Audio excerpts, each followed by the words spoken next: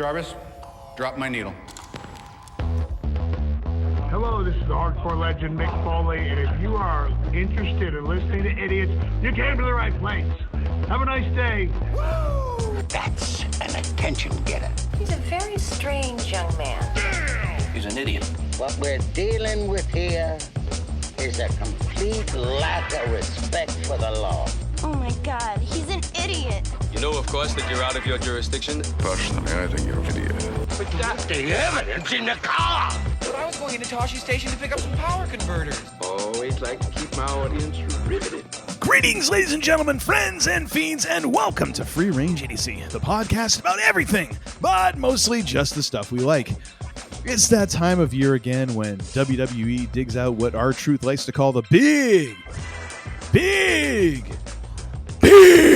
belts and serve up its champion versus champion premium live event Crown Jewel.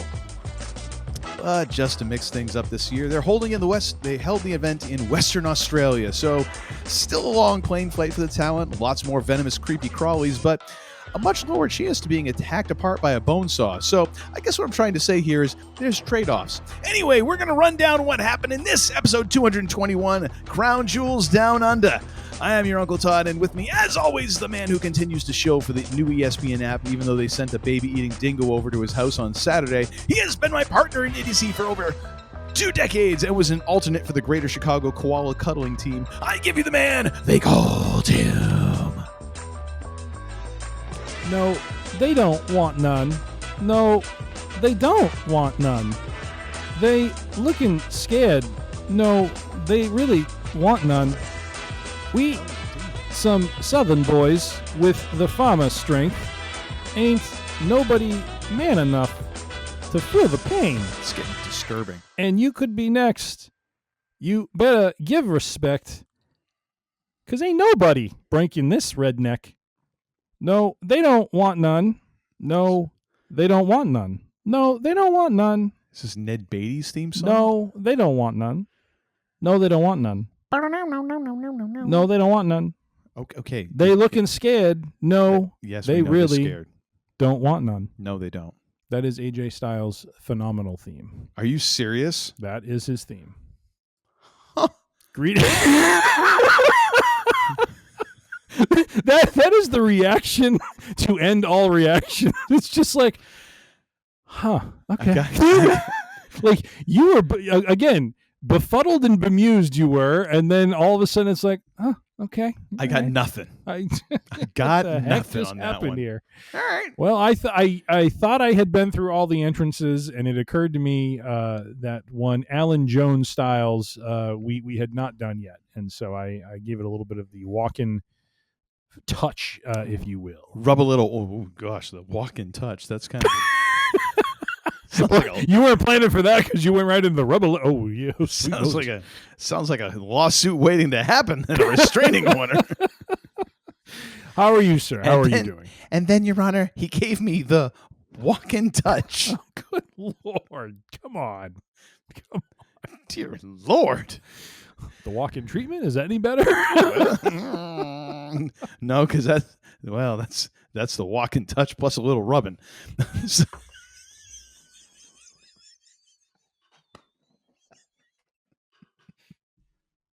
How's that feeling in your sinuses? Oh, my gosh. I almost lost it. Oh, God.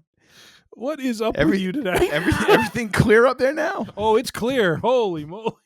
I can see clearly now. Oh. The bourbon is gone. Oh, my God. All right. Well, we are going to dive into Crown Jewel, Perth. Oh, my God. And we're going to talk about this sucker and see what we have to see and see what there is to be said. So the man they call Tim was very, very negligent in his normal duties and did not take notes. I took copious notes because I care about you, the people. Here we go. And You're I also just saying this because I'm whipping him in fantasy football. And I also tend to extend invites to friends to parties more than like 6 days ahead of time to allow them to actually maybe attend. But, that's also another thing.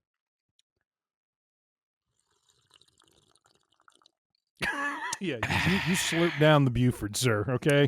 Slurp it down.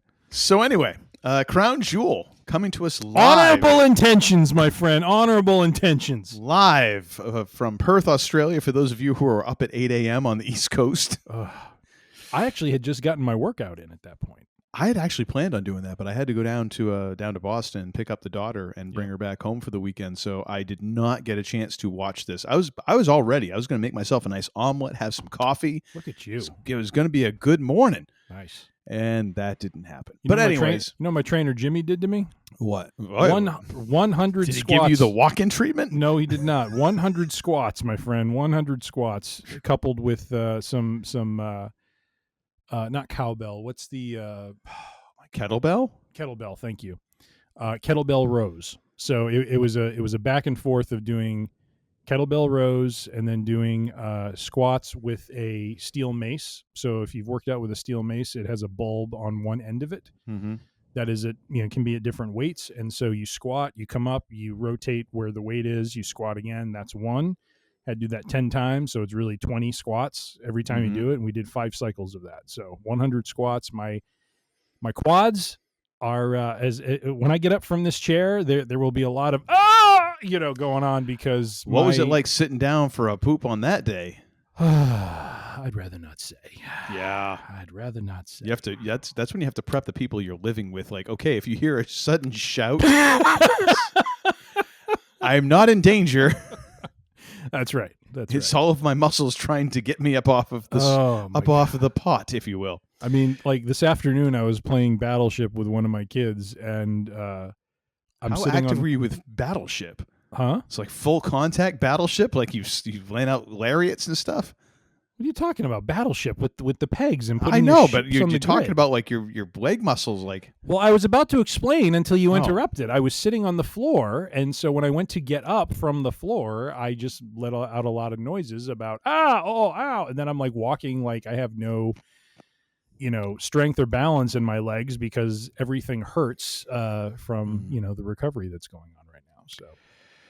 But that was 7 to 8 o'clock yesterday for me. So in some ways, I felt very attuned to the wrestlers because I was physically exerting myself to better my physicality and health. Okay. So, but I basically I think the two of us kind of patchworked this one for the most part across Saturday and today. Watching it. So I watched the first 2 matches. Had to take a breather. Watched I think the 3rd match last night, and then watched the final 2 matches this morning. I did not sleep well, not because I overindulged or anything, but I just did not have a good night of sleep, and so I kind of stayed home. You should have. And just watched a little wrestling. Got sleepy. Went and took a nap, and now I'm all fired up and ready to go. So well, that's good. I'm glad to hear it. All right, so Crown Jewel. Yeah, I actually watched the Go Home SmackDown the night before. Okay. Yes. Surfing with the Sharks as I do, and we got the same belt promo package as SmackDown, which to me I felt was kind of lame. It just redoing that felt a little meh. Yeah. I will say, Rhea doing the video narrating, "Can you hear it?" Yes, that was badass. That made up for it. That was great. I did really love the stage design with like the diamond jewel crown with the girders, that design. Yep. That was actually cool because we really don't they don't really do stage designs like they used to, unless it's for Mania, and even Mania can be kind of generic sometimes. So it was kind of nice to see him do something that was somewhat minimalist, but it got the point across. Like it worked. Yep. Worked really well. Yeah. Doesn't hurt the fact that they were at the same they're at the same location for the entire weekend, so there's no like having to have a couple different setups. Like SmackDown, the event, and Raw are all going to be the same arena, same setup, same. So I'm sure there was a little of that factoring into it as well. We got Michael Cole, Wade Barrett on the call. First match right out the gate, we got Bronson Reed versus Roman Reigns. My first note here is this is an Australian street fight. If there's no Fosters or Victoria bitter cans involved, I call bullshit. Oh, good Lord. And there wasn't, so I'm going to call bullshit. Okay. So with the first thing I noticed, of course, Bronson comes out with Heyman. Then we get Roman coming out, and the way he was moving at first, I had high hopes. I had high hopes that he was actually going to speed up his entrance. Yeah. No. He managed to slow that down and move at his snail's pace. So we were still. I was fast forwarding through that. Thank you very much. Oh my gosh. Anyways, I will say this because I don't praise Roman all that much. Roman's corner punches when he gets up on the turnbuckle and he's raining down the punches on his opponent, best in the business right now. So many people do that, and it looks like crap. Yep. It looks terrible. Mm-hmm. Roman, at least, and maybe he was just wailing on Bronson's forehead. I don't know. That could be the case too. Like, hey, Bronson, guess what? We got to make this look good. We're drawing money here. I'm really hitting you. Mm-hmm. Whatever, but they looked great, and I did like that. I do give him kudos for dragging out the cricket bat. I was like, that's different. And you could tell like Roman was even kind of gleeful about it. Wait a minute. Pause for a minute. Oh, yes. Before we get to the cricket bat, what about the fact that he took, was it a football or rugby? Rugby ball and threw it at Heyman. And my God, Heyman moved. We actually saw like a little bit of agility from the man. So I was very little, but yes, very little. He was that, that was kind of funny because I wonder how much that was planned or if that was like legit. Like Roman's like, put a couple rugby balls in there. I'm going to throw them at Paul. Yep. And if that was like legit Paul adrenaline rush, like get back behind the curtain, like you can't do that to me. You know I'm fat and I got a heart condition, right? I mean, good God. Oh my goodness, that's awesome. I thought. Hang on a second. I dropped my notebook here to do that. I did like Roman grabbing the mic. This is kind of a very different match. Like overall, I would say Roman was. I thought you were going to be happy about this match because I felt the start of this match was probably the most action and pacing that we've seen in a Roman Reigns match. You are very much not thrilled with the tortoise-like pacing to his matches in the past. And this one, he was, beating Bronson pillar to post in the beginning, and the action just kept going. It was ba-bam, ba-bam, ba-bam, ba-bam. It wasn't like a brisk. It wasn't a brisk pace, but it had an actual. It felt like we were moving in a direction rather than just trying to just kill time. Right. Like Roman felt to me dialed in here. Like it felt like he was actually invested in the match somehow. Like much more than what I've seen probably since that match with Sammy. Like everything else from since then has not felt like this focused. I don't know what it was necessarily, but he felt like he was dialed in on this, especially even with his selling. Like his selling even seemed like it was a little like he was more in tune. I don't know what it was. But I loved when he picks up the mic in the middle of the match. And, if you want tables, acknowledge me. And it doesn't get paid off, of course. But it was like, okay, this is unusual. Like, this is like, it felt like there was a lot of different things happening in the match that made it be like, oh, okay, this isn't just a standard Roman Reigns thing. Bronson with a stiff chair across the back.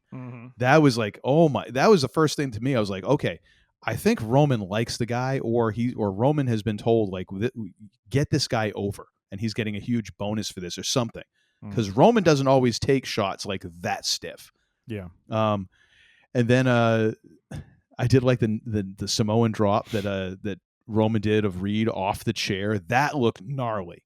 That looked like a gnarly bump no matter how you take that and how much bulk you might have surrounding your frame. That looks like it hurt.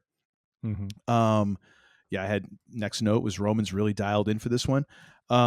Then, of course, we get the interference. Braun intercepts Roman as Roman goes to go around the ring for the spear, which I was like, oh, well, of course he did because that's gimmick infringement. That's now, now that Strowman's out of the picture, like that run around the ring, that's my thing. Yep. Of course, we then get Roman to the announce table. We get the Usos out. We get all the Usos stuff. But then, like, it all goes back to Braun getting back into control. Then we have the big snafu of Jay mistakenly spearing, or actually, hang on a sec, Jimmy. Yeah, because then we get Jimmy and Braun going through the wall. And then that leads us to Jay mistakenly spearing Roman, then leading to Bronson getting the tsunami. Mm-hmm. And Bronson gets a clean victory. Well, as clean as you can get. I mean, it's a street fight, so all of it's legal, but he gets a clean 1-2-3 over Roman Reigns, which, as Cole and Barrett acknowledged, like, this is the first time that's happened in years that anyone really gets a clean pin on Roman. Maybe I'm hallucinating on this, but I gave this one 4 stars. This was the best Roman Reigns match I think I have seen. It might be the best Roman Reigns match I've ever seen that I'm remembering right now. Like, it just felt like he was focused. It felt like he was dialed in. He was sharp. Working with Bronson just seemed to work, where even though you could see Roman had a bit of a height advantage, Bronson's a bigger dude, so there was a very even match. Like, it allowed them both to be believably physical with each other. Just this worked. I don't know what it was exactly. I couldn't pinpoint it. It worked, and it was a really good start to this event. Like, I was like, oh, we're serious about tonight. Okay. What'd you think? Because I've been effusive enough. So I mean, I gave it a 3.5 star rating. I thought it was a good match. It was above average. I don't know that I put it at 4. I think the thing that was nagging at me a little bit was, I don't know that they really played into the the street fight part of it. Like, it felt like a match that had a little bit of the hardware kind of thrown into the mix, but it was like, if I'm watching that match, I'm like, this isn't what I would consider to be a street fight. You know what I mean? Like, this is. Wait a minute. I have a question I'd like to ask my friend. for that. Oh, just a reminder. I have a question for that. Because even though there was some, table play, and there was cricket bat, there was a chair. Cricket bats. There was other, kendo stick. A couple other things that were brought out, and then of course you had on both sides you had the support of either family members or members of the faction come in. Like, that's where the street fight part kind of got exploited, was really more about the interference than it was about the violent nature of it, and to me, like, not that this needed to be a gore fest or anything like that, but for this to be like, if they're trying to build this into like a blood feud or something like that, like there needs to be a little more, juice, pun intended, that I'm seeing out of this, like it doesn't, the only reason this is like a blood feud is because of the tsunamis that Bronson does to Roman. And so Roman's always on the short end of the stick on this one. But overall, I mean, like we just talked about, I felt the action moved at a much faster clip than a Roman Reigns match typically runs at. The action was good. It was sensible. I enjoyed, I felt like Braun, coming in to help Bronson and the Usos. I felt all of that had its place and was good. The part I'm a little confused by is what they're doing with Roman and the Usos, because on the one hand, I appreciate the fact that they're playing into the story of him wanting to do this on his own, but there is definitely something to this that is going to be, like, the scales are against him on this. And as much as he wants to fight this on his own, and the same is true at WrestleMania 40 with Cody, right? Like, Cody doesn't win that. Again, it's all part of the story, but Cody doesn't win that match unless all these other characters come in and play their role to negate the other characters that are coming in to help Roman, right? And so now Roman's on the other side of it, and you see this whole thing where, Jay makes a mistake. And so it just kind of felt like, there's a little bit of, it's not clear to me the story that they're going for here. I thought for sure we were headed for a very clear Roman, Usos, and a couple others against the Vision and whoever else that they find, to support them. And maybe we're still headed in that direction, but the way that he was like, I mean, I don't know if this is true or not, but like I was reading this online today, that did he say something like, I don't want to see you guys till Christmas or something like that? Like, I think he said in the ring or something, because he was like so ripped at him, but something like that. But it was just, so overall, like, I thought the match was was good. I just don't know that I would have. I mean, if I were to augment my rating, I might go up to 3 3/4. I just don't know that it's like a 4. Like, it just didn't feel like a 4 to me because I don't know that the fight met the stipulations of the fight. But you had a question for me. So I think, do you think that part of that, because there were tables involved, there was chairs involved, kendo sticks, cricket bat, and they made use of the stairs. Yep. In a couple different ways. And there was high impact. You have someone going through the announce table. All of those things. Do you feel like some of the shine of it being a street fight is taken away by the fact that in normal everyday matches with no street fight, anything goes stipulations, you can still see someone get put through an announce table, and the match just goes on, or that chairs and stuff can be involved in ways, not even in a sneaky way. That all of these things can be commonplace in other matches, and it's just commonplace. Do you think that takes away some of the shine? Because to me, like, I feel like it did. Like, yeah, I didn't have. If anyone's going to bleed in this thing, it's going to be Bronson Reed. If they're having him go over, like, I didn't really have much hope of that. I don't see Roman Reigns at this point in his career going, yeah, bust me open. Like, I just don't see that happening. Yeah. But I felt they were brutal enough in terms of, like, some of the bumps and the chair shots and no, stuff. It's fair. I feel like a lot of and this is just an overall statement, a lot of it is, and we'll get into some of this with even the main event, where it's like, if there's no rules, then just turn everything into an ECW match where there's no count outs, there's no this, there's no that. Like, you can't have, all of this happening. And then again, like Corny says, like, you can't have furniture in every match and then expect it to be special in other places. Right. Like, you do have to have rules, and you do have to try and make the refs look at least like they're vaguely competent, because otherwise who cares, Yeah. So I feel like it suffers there. For a street fight, though, I want it to be as unconventional as it can be. Like, I think about some of the matches Reigns has had, like with Kevin Owens, which, I think we fondly look back. And I don't know if it was billed as a street fight or not. I think it was a last man standing match that was happening during the COVID era. Yeah, and there was the senton off of the forklift. Like, they're just going all over the arena. They're doing crazy stuff. Like, it's like 4 years ago, though, dude. If I take that match with Owens and I take this match with Bronson and I watch them, and you put the question in front of me, which of these do you feel is the stronger feud, like a blood feud? I'm going to give the nod to Reigns and Owens because of the action that I see in that match. And again, it was last man standing versus a street fight, but the principle is pretty much the same between those matches. It's just how the match ends that's different. Yeah. You get a pinfall in one versus a 10 count, knockout with the opponent on the other. And that's where I think and all this is just arguing like this nebulous rating we're giving it. Like, it's not anything. No. It was not a bad match. Don't get me wrong.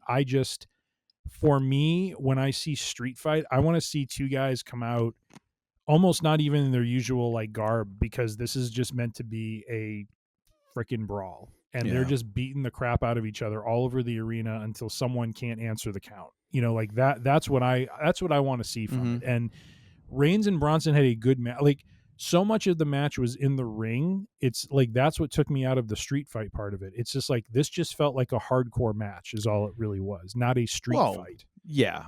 Yeah. I mean, that's basically what it was. We just don't say hardcore match anymore. Like, that's the new hardcore match is a street fight. But I'm just saying, like, for me, and the way that I look at those matches, the only example I can think of from recent is McIntyre Punk in Hell in a Cell, because those two brought back the meaning to that match that was lacking for so long, because it was a blow off to a blood feud, and two, the violence in the ring matched the level of the feud that was going on. Like, I still don't get the sense that Bronson and Roman are like bitter enemies. Like, yes, they're opposed, but they're not like, I mean, Drew and Punk, you're just like, these two want to freaking beat the crap out of each other. Well, but not every feud necessarily has to get to that point, because you Well- then have to have some that elevate to that point. Like, you have to reserve that next gear. You can't try and drive everything to that point. Yeah. Like, some things just have to be a thing because you're trying to get to another place. Yeah. No, I can see that. I mean, the other thing I have an issue with, and again, this is maybe a little bit of the mark in me coming out, and I'll mention this later on with the result of the Rollins and Rhodes match, is like after the match, this touting of yes, Bronson got the pinfall on Roman. Mm-hmm. Second man to do it in however many years, Cody being the first, but Bronson got the pin. But at the same time, I'm looking at this like, yeah, Bronson got the pin in a street fight because of crap that happened from other people. You know what I mean? Like this is the part that I have a hard time with.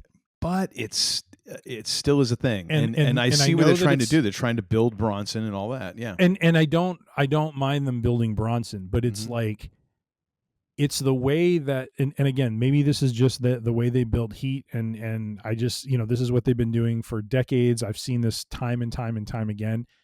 But it absolutely galls me sometimes, the blind eye that is turned to this sort of stuff, that the adulation and the, look at what Bronson achieved. And I'm sitting here like, okay, yeah, he pinned Roman, but but where is the counterbalance argument to that of, yeah, he pinned him, but he didn't pin him because of his own merits. He pinned him because of all the crap that was going on. Well, but I mean, Roman had his own stuff. Like, everything goes. Like, I'm just saying, like,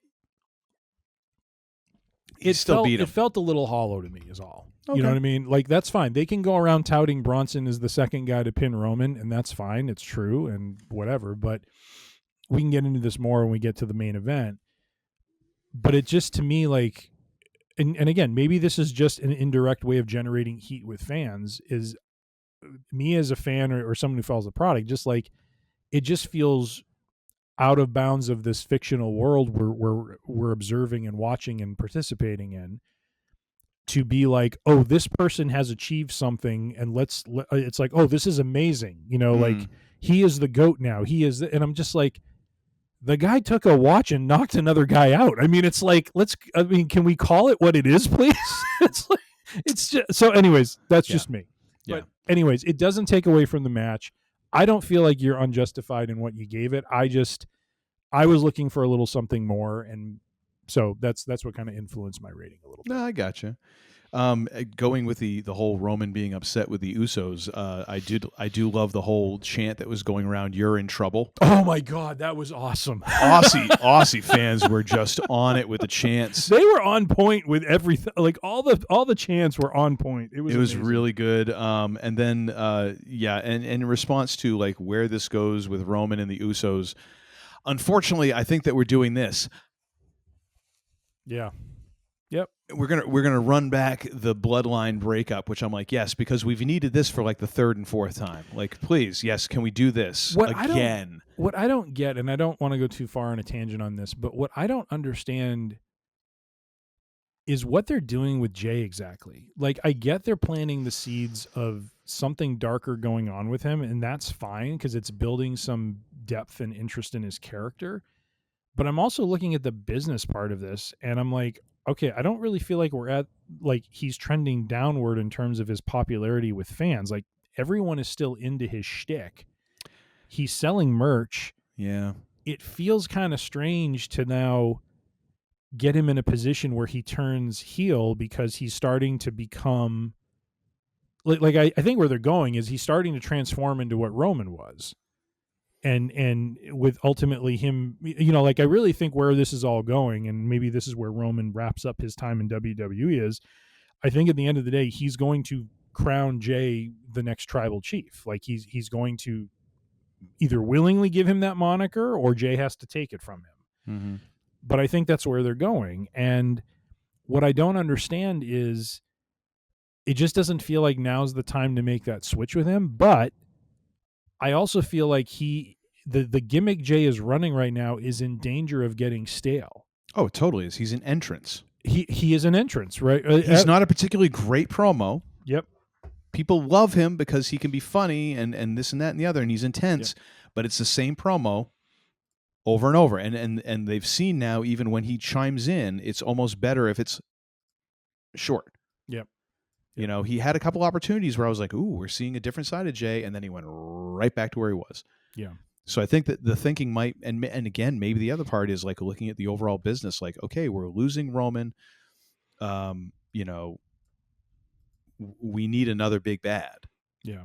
And maybe this is the thing. It's like, well, if we're going to turn Gunther face, we got to have someone here, you know, and maybe maybe they're like, okay, well, yeah, Jay is still doing numbers, but at the same time, like, maybe he'd be better as a heel. Maybe it'd be more natural for him to be the kind of the conniving heel with his character. I don't know. But yeah, I'm not excited for Bloodline breakup, you know, whatever friggin' version we're on. I don't know if I call it a breakup at this point. It's just like, well, but no, they're getting back. It's the, yeah, I don't know it either. I don't know where they're going like for War Games, because it seemed like we were going in a direction, and maybe we still are. Like I said, maybe it's going to be a fractured Roman, Jay, and Jimmy as three of the participants, and then the other two are like LA Knight and Punk or something like that. I don't know.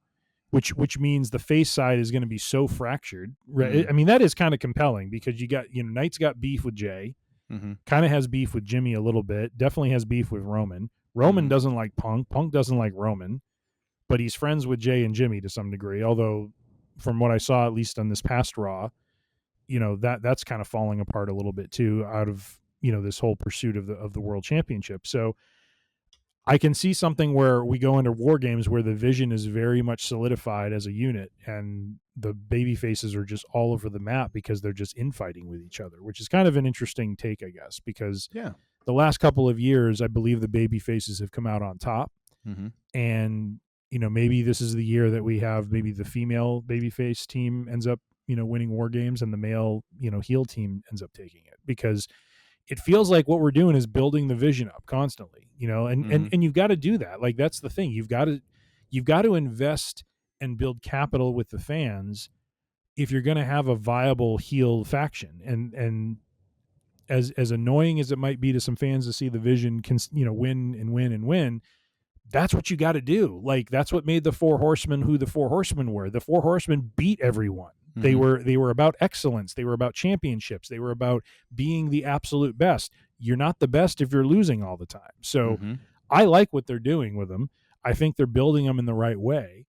I do have some comments for later on with Mr. Heyman and kind of the backstage promo that he had with the two Brawns, but Braun squared, I guess.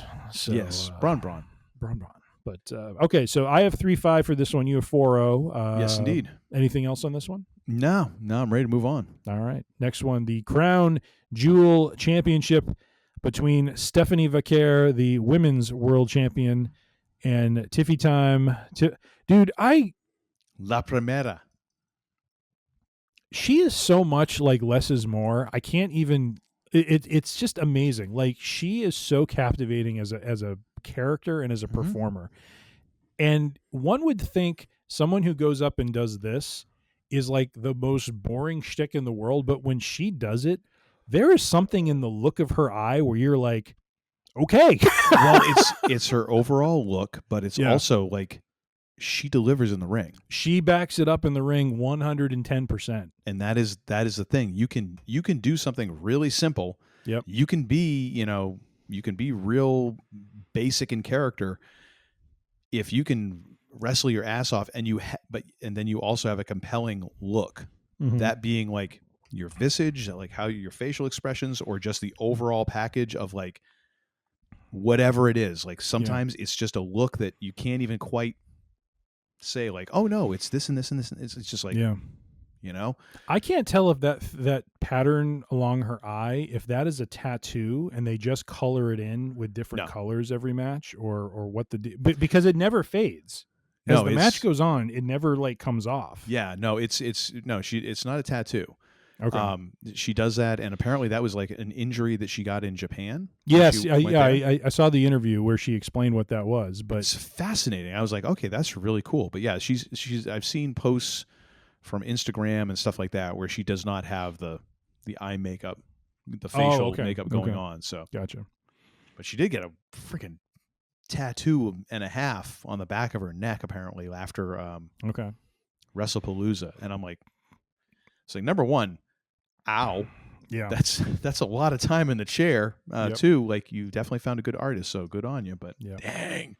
But yeah, Stephanie Vaquer, the women's world champion, versus the women's WWE champion, Tiffany Stratton. Tiffany Stratton.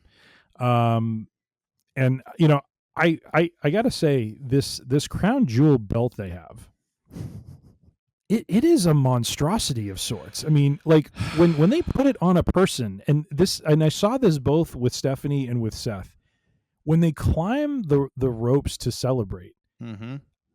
And you see the fact that when they try to bend, their chest is hitting the top part. It's a brace. It's like, how do you even bend with that thing on? It is a partial body cast. It is. It really is. It's so an impressive over the looking top. belt, but it is just so like not practical. It is so oversized and ridiculous. Yeah. And especially, you know, and they did downsize it for the ladies. Yeah. To fit a smaller stature. But even then, it's still like, I mean, and we saw this last year and it doesn't help that the first two people to win it are Liv Morgan and Stephanie Vaquer. Yeah. Neither of whom are, you know, towering, you know, human beings. And I think when they put it on poor Liv, her face was covered by it. I don't know. It was almost a mask. It was a turtleneck. It's like at that a point. shield. But it was like, you know, and believe me, I'm not saying this as, you know, someone who's like 6'3". I'm like 5'8" on a good day. So, you know, I'm not trying to short shame, but the belt is just like, oh my gosh, it's ridiculous. It is crazy. Yeah, I did have a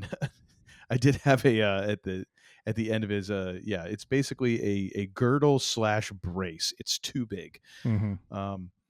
This match was, to me, I'll say right out the gate, this match was kind of odd for me. Okay. It was janky to start out with. There was at one point, I believe, Tiffy ended up taking a bump on her own because somewhere along the line, I can't remember the exact move, but basically, like, they became disconnected, and she essentially took the bump, and Stephanie hadn't even touched her. Mm-hmm. Like, there was that sort of stuff going on, and it took a while. They finally got some timing down, but even after that, I wouldn't call them botches. Okay. It was just a matter of, like, it was not crisp. Okay. You know what I mean? Like, there was a lot of stuff that just kind of didn't line up. The note I had about that is, you know, Tiff really good with like body control. Like, she, of course, a former gymnast. She has excellent body control. Anything that is like the stuff that she does where she goes from one corner to the other and does the flips and the this and the that. Amazing. And anyone who wants to criticize that, go F yourself. Go ahead and you show me you doing that with your tubby ass and I'll be impressed. You probably can't, though. Mm-hmm. She's excellent at that stuff. And anything that requires that kind of body control, she's really good at. It's the little things of making the fight look semi-real. You know what I mean? Mm-hmm. Making it work. That's the, you know, the note I had at the end was, this felt like a demo, not a fight. You know, and the ending just sort of happened. Like, it didn't feel like the building was kind of the ending built to a crescendo. Mm-hmm. It just sort of was like, and boom, boom, boom, boom, boom, boom, and here's where it ends. Mm-hmm. Like, I was sort of like, I'm looking around. I'm like, is someone hurt? Like, we go home early? Mm-hmm. Like, what happened? Because the match just sort of was like, and we're done. Well, that was kind of weird from an emotional story standpoint. You know, like, I was expecting something, you know. It's almost like when you watch a fireworks display, you're looking for the grand finale, when all of a sudden they're like, all right, light it all off. There was none of that. It just sort of was like, and okay, mm-hmm. Sure, all right. I mean, still, it was good. I thought that it was interesting that Stephanie was kind of working heel in some ways. Like, there was a couple times when she kind of gave a couple kicks when Tiffany was down. I think at one point when Tiffany had her hand out, like Fakur went after her. So it was kind of interesting that aspect, and in ostensibly a face match, you had Fakur kind of doing some stuff that's heelish, although that's not necessarily a hard and fast line these days in wrestling. Right. You can kind of play with that. I mean, Cody's been, dabbling along that line for the past couple of years. Tiff misses the moonsault. Vaquero does her corkscrew moonsault, and that's the ending. Which I was like, okay, so all right, cool. So Vaquero wins. I gave this one 3 1/4. I was not terribly impressed, and I don't want to say this because I don't want to just drag Tiff on this, but her inexperience, I think, kind of shows in some of these matches. When her timing gets off, I think she has a tough time getting it back. And I don't fault her. I mean, she's got 4 years in ring from like not her first match, but like when she first started training, and now she's one of the champs. Like that's a heavy load. Yeah. And she's definitely a prodigy to get to this point. Yep. And I don't care what anyone says about, oh, well, they're pushing her for her look or whatever. Like, no, dude, she delivers in the ring. She's just not polished yet. And it really kind of shows here. I'm not going to necessarily fault Vaquero because, she obviously has more experience, but then it's an odd thing of like, you've got two people of different styles and stature kind of working, and one of them is still relatively green. So it was all right. It was good. But like I said, it kind of didn't deliver on the fight. It felt like this is like you're showing off like, hey, we could do this move and we can do this move and we can do this move. And like, it didn't actually feel like as much of a struggle. And there wasn't, I didn't feel a great story in the match. Okay. But it was still, still above average, I think. 12 seconds later. All right. So it's funny. So, similar, I think we have a different dynamic in this match than we had in the prior match in terms of our ratings, because I went high on this one. I really enjoyed this match. And it could be me projecting what I enjoy seeing out of Vaquero and not seeing as many of the warts as you described them for Stratton in this match. Because and again, Stratton, for me, I agree at times the rhythm of the match wasn't tight, but I felt like it just took them a little bit. Like I felt the beginning was more clunky, and then they kind of got going in the middle and toward the end. And the thing that really stood out to me with Vaquero, and again, as we talked about her at the start of talking about this match, is the fact that not that I would say she's kind of like a female Bret Hart, but there is an element of her being able to, and I've noticed this on Raw as well, like she is able to kind of, as the match goes on and there's action, kind of roll into or just kind of chain wrestle into certain things that I don't see any other women doing. And I don't remember the exact move, but there was some sequence that she and Stratton had where I just thought it would end with her just like dumping Stratton and then just kind of waiting for Stratton to get up and then kind of go into the next round of whatever the moves would be. And instead she like kind of rolled, like she dumped her and then rolled through and had her in like a pin predicament, or I mean, she comes across, remember that, yeah, as like just this really technically sound wrestler where she can just get you from so many different angles. And it's very different from a lot of other female wrestlers. And it's not to denigrate or devalue them. It's just, when I watch like Io Sky is very, of course, airborne driven and very, just like a dynamic move set and has her own way of kind of going about a match. With Vaquero, she just seems like someone who can put you away from any angle, and that to me is what kind of adds to her mystique and adds to her, character a little bit.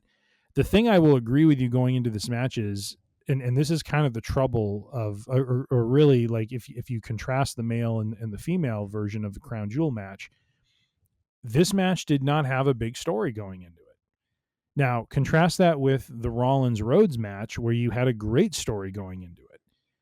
with a lot of history behind it that really helped make it very compelling, and really in terms of like who is going to be the winner of this.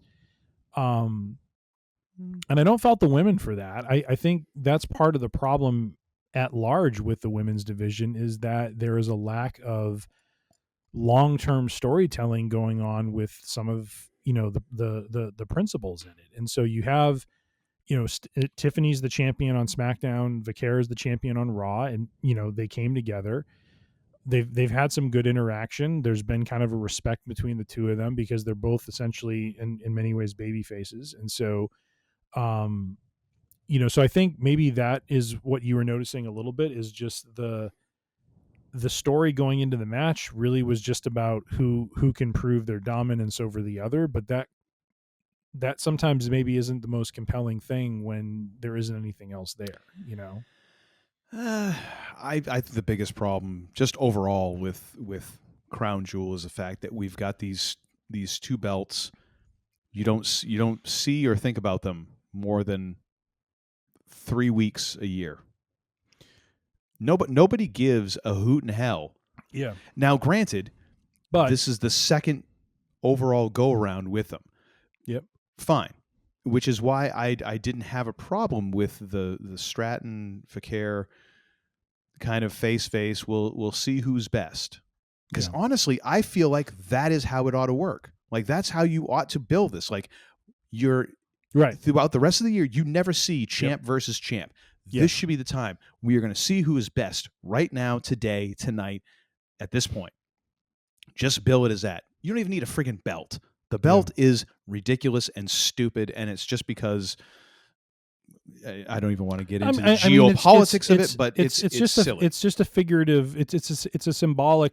It's symbolic, but it's also being the best. It's a bullshit symbology because it doesn't mean anything. It's bragging rights, which the bragging rights ought to be enough that I beat you. I don't need the belt that I don't even get to wear. They had to come up with the ring, because notice there was no mention of the ring at the last pay-per-view when they did this. They had to come up with that because they're like, well, we need some sort of representation of like the fact that you have this, because, you know, the Saudis aren't going to allow us to take it out of the country except for like a little field trip to, you know, Perth, and then we got to whisk it back to the WWE experience in Riyadh to make sure it's there.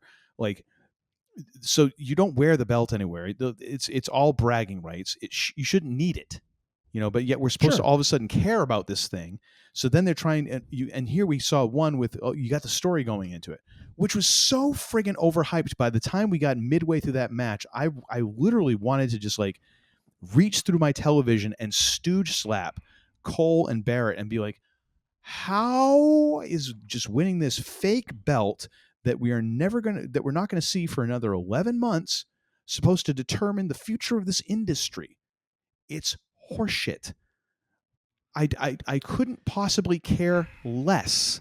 Give me the story of like, well, one wants to get the better of the other, fine, but trying to act like, oh my God, as soon as like this happens, whoever wins this match becomes like king for the next decade. Let's get to that when we talk about the main event. But for this the women's match, I actually felt like it's okay just to have them like who's best, and that's fine, you know. But unfortunately for me, like when you're dealing with like, okay, champ versus champ, I have higher expectations for how that match is going to go, and it's trouble. The trouble being, for me, it's not so much a storyline; it's the fact that one of your champs, like, you're trying to push her, and yeah, I think she has a future, but she's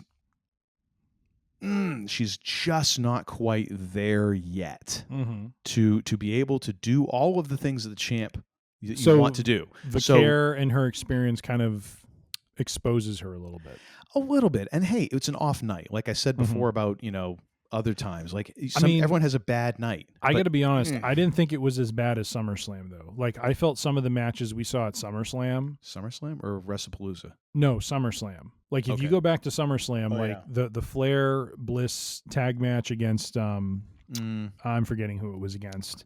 Exactly. That match. No, it wasn't as bad as that, but it was. There were a couple other matches where you could tell the rhythm of the match was just off. Like, I didn't feel like this match was at that level. Yeah. There were things that yes, in the beginning, I felt like I could sense some clunkiness, but like I said, I felt as the match progressed, they both kind of found their rhythm with each other, um, and I think to your point though, I think what was the overall story? Yes, at the end of the day, this event and what they're doing with these matches is to take the two champions and say who at that moment in time is the best. I just don't know, and maybe part of this is just an issue with me because I don't watch both shows. Like I just don't have time to watch both shows. So I watch whatever clips I can. I try to stay on top of it as much as I can, but I don't know how much storytelling went into the Vicaire Stratton match, and it doesn't feel like it was nearly the same that they put into the Rhodes and Rollins. Well, no, but there had been some build from when Stephanie won the championship. Yep. And then they did have they had a really good tag match, Stratton and Vicaire teaming against what the hell is her face? Nia Jax?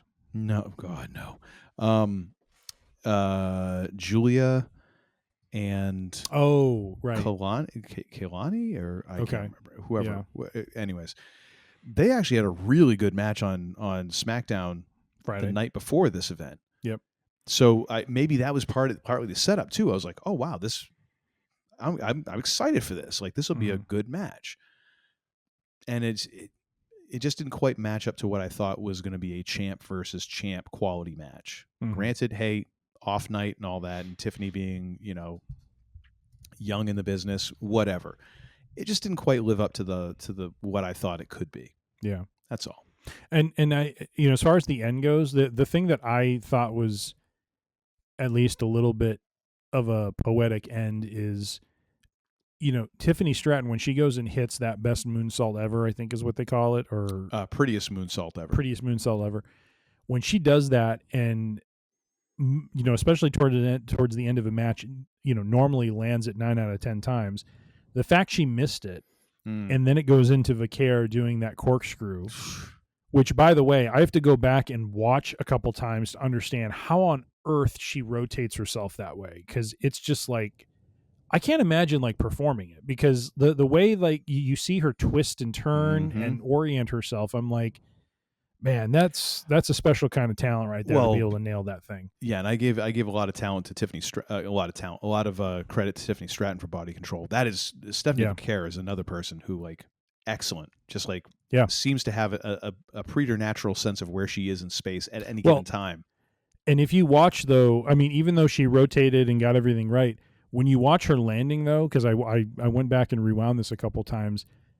Credit to Tiffany and her toughness, because when Vicaire comes down, her knees are in Stratton's gut. Like she nails her hard. Oh yeah. When she comes down, this is not like her knees are hitting the mat and it's kind of absorbing the shock of the landing.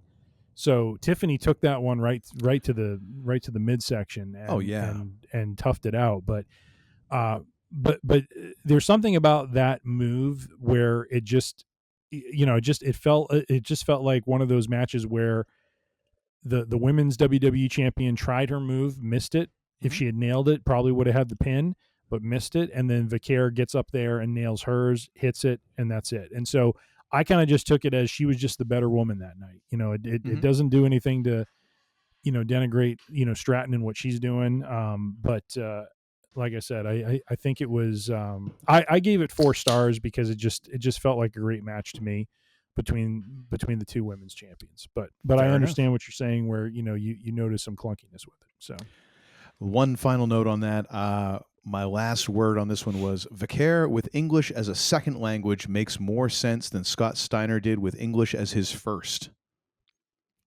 And we go back to the back and forth with him and Bubba Ray Dudley where he's like, I got freaks 9 days of the week. And Bubba Ray's like, but there's only 7 days a week. I'm Big Papa Pump. English. God bless Bubba Ray Dudley. Yeah. He only Bubba Ray could deal with Scott Steiner that way. Oh my gosh. So funny.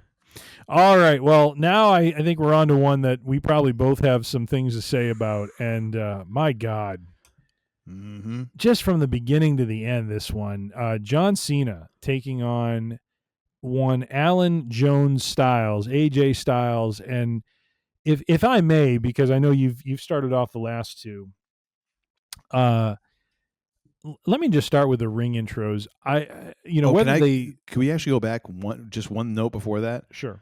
The promo package for this was excellent because Yes. I did not watch all the. I wasn't there for all of this, so that did a fantastic job for me of like, because when this first started going on social media, I was like, okay, what's the big deal? Like, I didn't know about Cena Styles, and so watching this promo package, I'm like, oh, right, yeah, this was a thing, okay, and I'm like, oh, now I get it. Thank you, WWE production, because now I kind of understand the gravitas and the gravity behind this match that we're about to have. So I think they did a great job with that. And it's funny because going back in their history, what I feel kind of bad about is there was a point where my kids and I were watching wrestling together, for like a year or two, and they were big into John Cena, and AJ Styles had just come in. And I was a big AJ Styles guy because of what I knew about him from TNA, and so there was a house divided. And well, no, but I felt bad because it was all the timing of it, because they were loving John Cena because of who he was as that babyface good guy hero, and here's this AJ Styles who's arrogant and who whatever. But in those sequence of matches, those matches were meant to elevate Styles, because then Styles became the champion and he was kind of the torchbearer for SmackDown. And Cena was on his way to starting to become more part-time and become more of an actor. Like that's where he was starting to pursue some acting roles, and kind of he was starting to reduce down his amount of in-ring time. And so I just remember that period, because like I just felt bad because my kids were like, imagine being like a Hulk Hogan fan, right? And Hogan gets beat constantly by this guy. You're just like, what the heck, And so I just remember that time of like being like, as a wrestling fan, I'm loving the fact that Styles is winning, but as a dad, I'm feeling really bad for my kids. And my kids are crying every night. It's like, why can't Cena win? Oh my god! And you're just reaching off like, he always won. Shut up, you I know. Yeah. So it's finally our time. Like that's what it was. It's like if they had come into it a couple of years earlier, they would have been in the prime of Cena. They would have seen him, winning all these matches and doing well and stuff. So that's what I kind of took away from it. But in the intro, they do, of course, the John Cena shtick that they typically do. And then, whether this was planned or not planned, I just absolutely love Cena pulling out this piece of paper and handing it to Alicia Taylor. It's like, and then cueing her, like waiting for the fans to like calm down. And then he gives her the point. And the way that he kind of goes through and just like, the definition of total nonstop action. I love the Bullet Club call out, because so did AJ. You could like, whether that was, yeah. Because believe it or not, there is still a remnant of the Bullet Club going on in New Japan, but it started with Finn Balor. Balor, passed the torch to AJ, but I think it was during AJ's time as the leader where that's where the group rose to the most prominence. And that was when it was, AJ as the leader, Luke Gallows, Carl Anderson, Kenny Omega, the Young Bucks. Like, they were the Bullet Club, and they were just this ruthless, like, this is what made them popular. They were this ruthless faction that they were all about protecting one another and just taking out, any threats that were going to, take away the belt from Styles and so forth.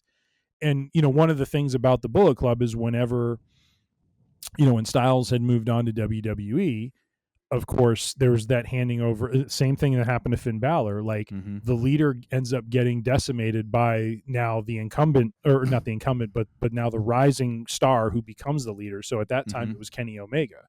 And Kenny Omega, now popular from AEW, he kind of took over Styles' role. But I don't think the group was ever the same, after that. I think it was almost like you're inheriting something that you're maintaining, not defining it. And when Styles was a part of it, it just seemed like they were on a tear where they were turning this into like this cool faction that was kind of like the NWO, but not quite.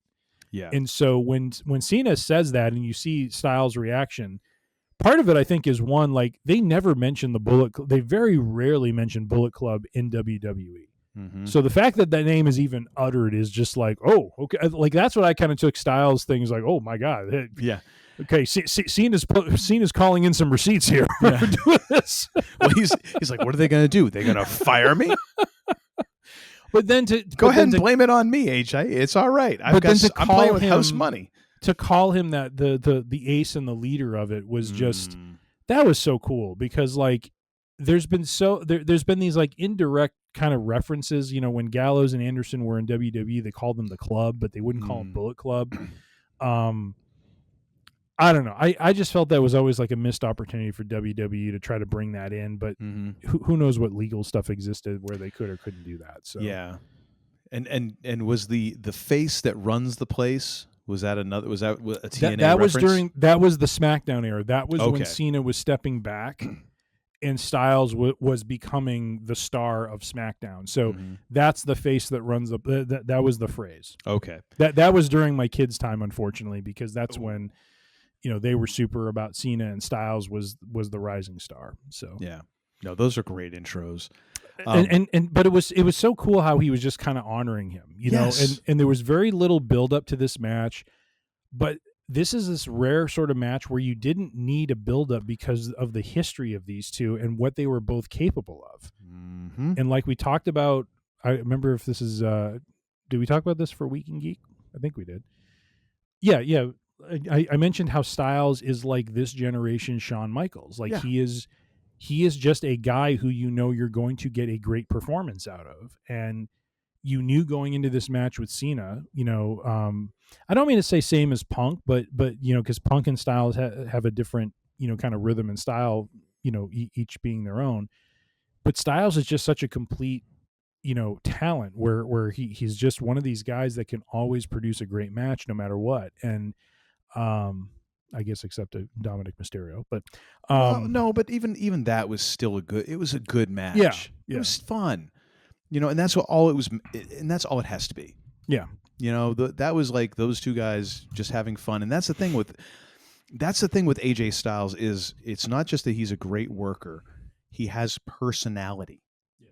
There is something else beyond like, okay, move. There's an actual person. There's a personality there. And it kind of fluctuates. And I do appreciate the fact that during the Dom Mysterio thing that we got to see a little bit of the funnier personality, the whole like, Lord, don't listen to him, that sort of thing. Like that was amazing. Yeah. That, and I don't mean to overstate it, but that was amazing because you've never seen AJ like that, where in that sort of comedy role, yes. He's always been kind of a straight-laced sort of kind of serious character, but I mean that was great. It's like, Lord, don't listen to him. Yeah, but it's kind of funny because you see a couple of these guys like Orton, Styles, the guys who have been around long enough. I'm appreciating their willingness to kind of take it in and visibly take it in and enjoy the moment in front of the crowd. Like when Randy Orton in Germany was applauding the crowd for their cheering and the chants and stuff, and AJ kind of being like, you know what? It's okay if I'm goofy for a little while. Like, why not? Like I'm on my way out. So I appreciate those things, and I think fans appreciate it. Like in the same way that like, fans appreciate when a band you see the band interacting and you can tell like they actually enjoy being on stage with each other instead of like five guys up there like, all right, time to go get the alimony money, and I guess I'll put up with this guy for an hour and a half on stage, that sort of thing. Like it's nice to see people like enjoying what they're doing and kind of also acknowledging the fans' part in that too. So overall, all that just to say, like, seeing these two guys, kind of their interaction during the intros, and then just overall, like, the start of this match and throughout the match was amazing. And a lot of it has to do with the fact that they both have personality. It's not just all Cena personality and Styles is like a move master. Like, Styles he is the complete package. He really is overall. And quite honestly, and I think I'll talk more about this in a future episode that we will do around wrestling gimmicks, is that I feel like when Styles is done wrestling, I know he wants to focus more on family, but I really feel like he could become a very interesting manager type character. Like, we have to start figuring out who, not who's going to be the next Paul Heyman, but who are those individuals that are going to be the mouthpieces or the orchestrators of kind of the future of the business. Mm-hmm. And I'll get to that when we get to the main event. But, you know, he is one of those characters that I feel like they could bring him back as an on-screen character to, you know, drive or create a Four Horsemen-like group. You know what I mean? Because of who he is, or who he was as a performer, and the fact that, you know, he is one of those guys that is you know, will find top-notch talent. Mm-hmm. Like I feel like Styles as a manager and character of that nature, I think would be really interesting. But to your point, in this match, there didn't even need to be a lot of buildup, because this was just about who, you know, Cena's doing his farewell tour. Who is the better man? We have a history, and let's go at it and see who that is. And what we got was, you know, in some ways, I've read some comments that are negative about it, because it felt, you know, some people are saying it felt like a spot fest. Are you serious? People were negative about this match because they felt like it was miserable, you know, what bastards. What they were doing was performing finishing maneuvers that should have put away their opponent, and it was just like they're cheapening it. They're doing this, that, and the other. Let me finish, and then I will let you go. Please. You will have your time to run roughshod over this failed perspective. Let me at him. But yeah, there is some negativity toward it. But I absolutely love how both of these guys put on just an amazing match. Mm-hmm. And not only did they do that, but they brought out, you know, the finishing maneuvers of wrestling characters from their backgrounds, and not doing it in a way that I felt was disrespectful or was over the top, but I think was just honoring their legacy. And both of them did this, and they did it masterfully, and it was really cool to see. And even after the match, I mean, I know Undertaker and Triple H both had, you know, tweets going out just saying like what an amazing match to just like honor the craft, you know. Mm-hmm. like that's what I think what a lot of folks from the industry were kind of feeling was, even though they were doing this in a way that was meant to be like a love letter to the craft itself, as opposed to it being, you know, just kind of this spot fest. And yet that's what some fans took away from it, unfortunately. So for me, not so much. I mean, I didn't write it all down. You're the man with the notes, but there were, I mean, the one that stood out to me that I thought was really cool was when Cena, and this surprised me, when Cena brought out Bray Wyatt's finisher. And not only that, when he does the finisher and afterwards he's kneeling in the ring after the failed pinfall attempt, he got the whole and all of a sudden you see everyone just light up their cell phones to do the whole Firefly thing. And you know, I was kind of watching him when he did the move. Did you hear him singing though too? I did not. Okay, so I didn't hear that.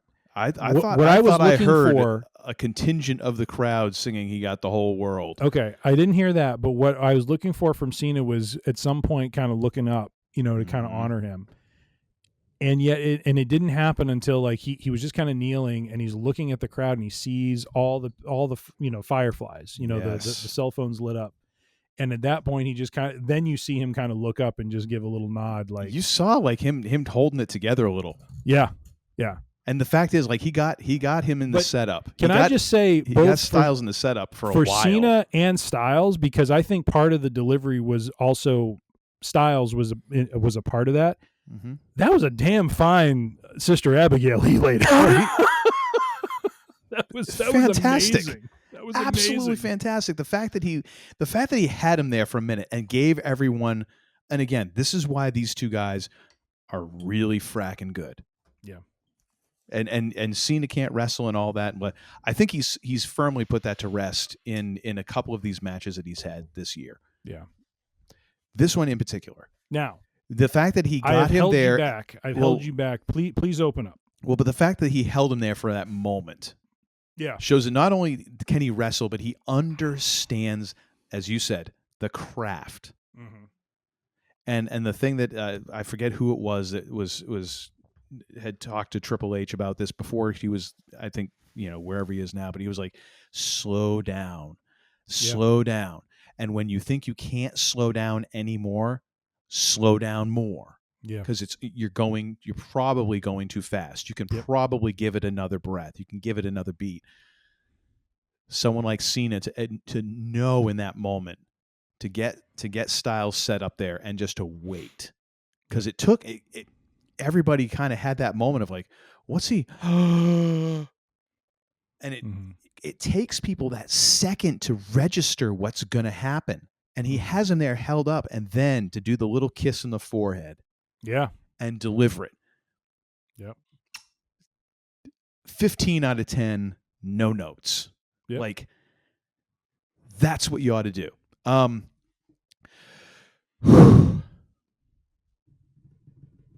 Would you like to address the fans that thought it was a spot fest? God, I think I see steam coming out of his ears. I need a second. Hang on a second. Oh, here we go.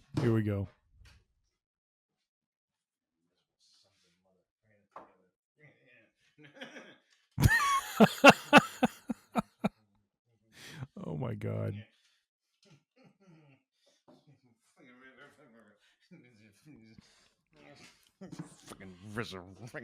Son of a mother.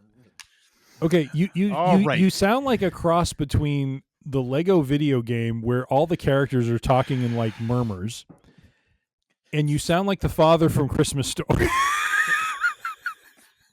Get it off of me. Let me tell you something, brother. If you can't appreciate just something fun and just freaking fun, just go drink some haterade and just croak. Like, just go drink some haterade and die. Like that. It's just be done with it. Like Stevie Wonder once said, I don't wish harm on anybody, but I mean, my God, like, you've got to appreciate some of the things that are just supposed to be fun. That's all. That's what this is. That's what this is. It's fun. It's entertainment.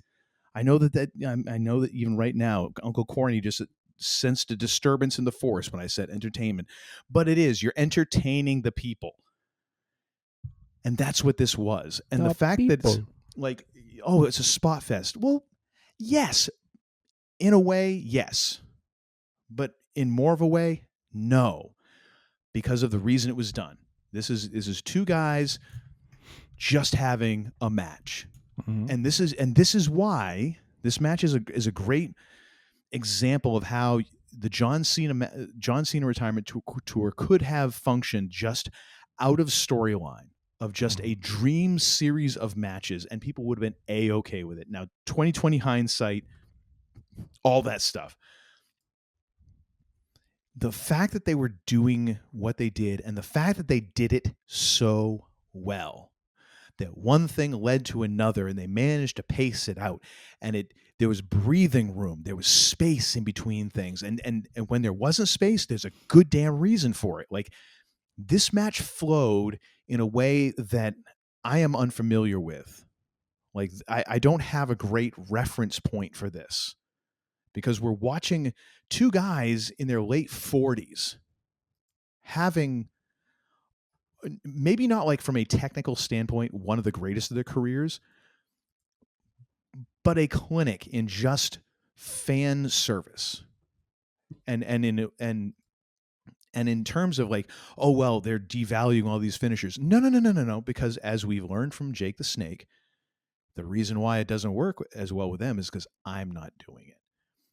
They're doing other people's finishers. They're not going, that they don't do. So they're not going to be as good at them. So that's the excuse that you get. And people are like, oh, well, this doesn't make any sense. Shut the hell up. It's people wrestling in their underwear. Just, for crying out loud, you can't like suspend your disbelief in one area and then not do it in another. I guess you can, but that makes you an asshole. So just stop. You know, like fracking enjoy something instead of being just living under your bridge on the internet as just a little friggin' miserable troll. My God, can we just enjoy some stuff these days? Can we just all take a breath and be like, hey, that was kind of cool? And if you didn't think it was cool, then find something you like that is cool. Friggin' turds. Well done. Well done. I really feel like I earned that one. You did. I love how they started this match off. It had a nice deliberate pace to it. Yeah. There was lots of nice reversals. Mm-hmm. And then we get into, I put it down as finisher fest because I'm like, I cannot keep pace writing this down. Yep. I did really appreciate the submission reversals, even though there was at one point when I think it was the second time that Cena had Styles in the STF. Styles' hair was down here, so it was like he had Cousin It in the move because you couldn't see Styles' face at all. It was all just hair. It was just a ball of hair that he had in the headlock. Yep. And I'm like, what is AJ doing in that moment? Is he laughing? Is he trying to like choke up his own hair? Is he like my cat in the middle of the night? Like, I mean, quite possibly. I don't know. Dude, I thought the funniest part was like as we got into that, the humongous pop that the Walls of Jericho got. Yes. That was great. Yep. And you know somewhere Chris Jericho was like, hey, you're stealing my move. Because he's kind of a miserable bastard. Respect my authority. He kind of is Cartman. Yeah, isn't he? Starting to look like him. Ooh, I mean, hey, I'm in no place to talk about how anyone looks. Fair enough. Dude, yeah, the phenomenal elbow into the Sister Abigail. The Fireflies were out. Dude, the room got a little dusty right there. I will admit. Yep.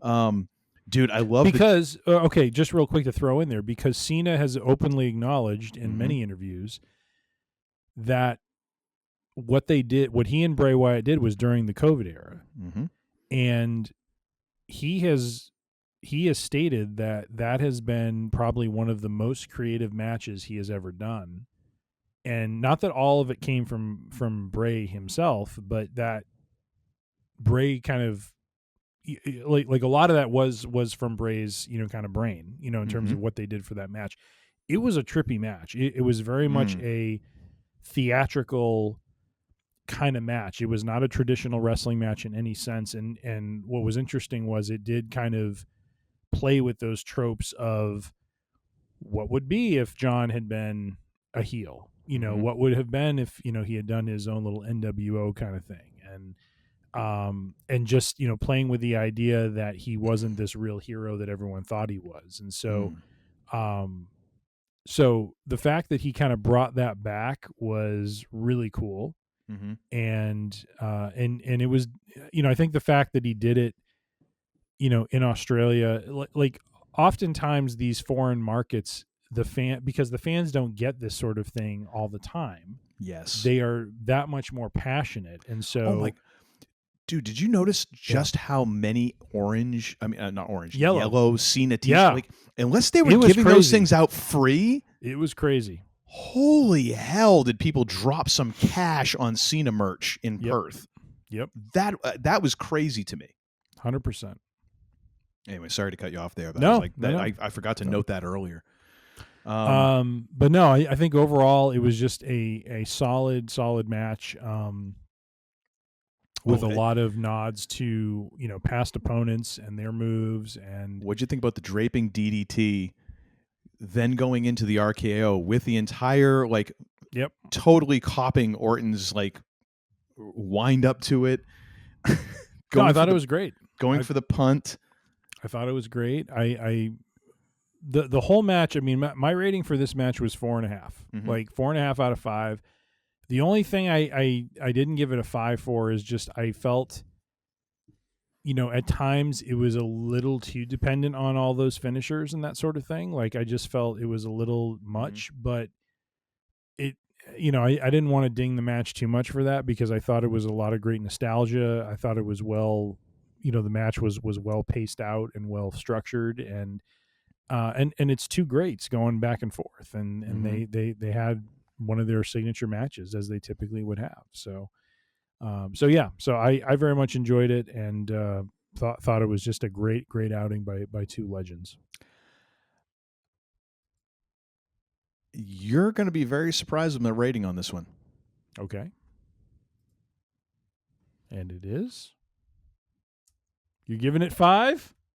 This might be my first 5-star match. Holy moly. 5 out of 5, ladies and gentlemen, right here. Dude, another part of this that is so great is the fact that, like, it had the fans interacting in a what's next. Like, once everybody started to see what was going on, there was almost like this, okay, well, to the point where they started chanting 619.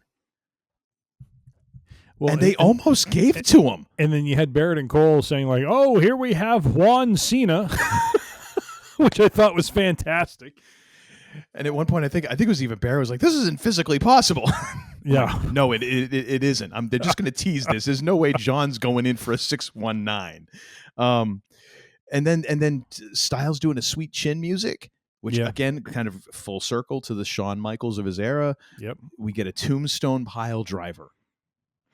Which it is highly ironic and probably not without placement that is the move that Cena delivers and then goes into the FU to end the match. Well, wasn't it an AA, attitude adjustment? Or sorry, AA. It used to be called an FU. Oh, okay. But yes, you're absolutely right. So, and I say that because that is who Styles had been put away by, was The Undertaker. Mm-hmm. And so I found it very fitting that it was The Undertaker's finisher going into the AA that ended it. Yeah. No, I made total sense. Was it a perfect match in terms of like everything went well and this and that? No, but it was great fan service. It was two titans of this industry pulling out a match that I did not think would be this good. No, I did not have any expectation that this match would be this good. And oh my gosh. Yep. It was fun from beginning to end. I was totally invested in it for two guys who I did not ever see feud. Yep. That's great storytelling. That's great work by those guys to pull in a schmuck like me who'd never seen these two wrestle before, really, and be like edge of my seat. Yep. Invested in this. So, yeah, 5 stars. Amazing. 100%. Put it in a museum. 100%. Just not in Riyadh.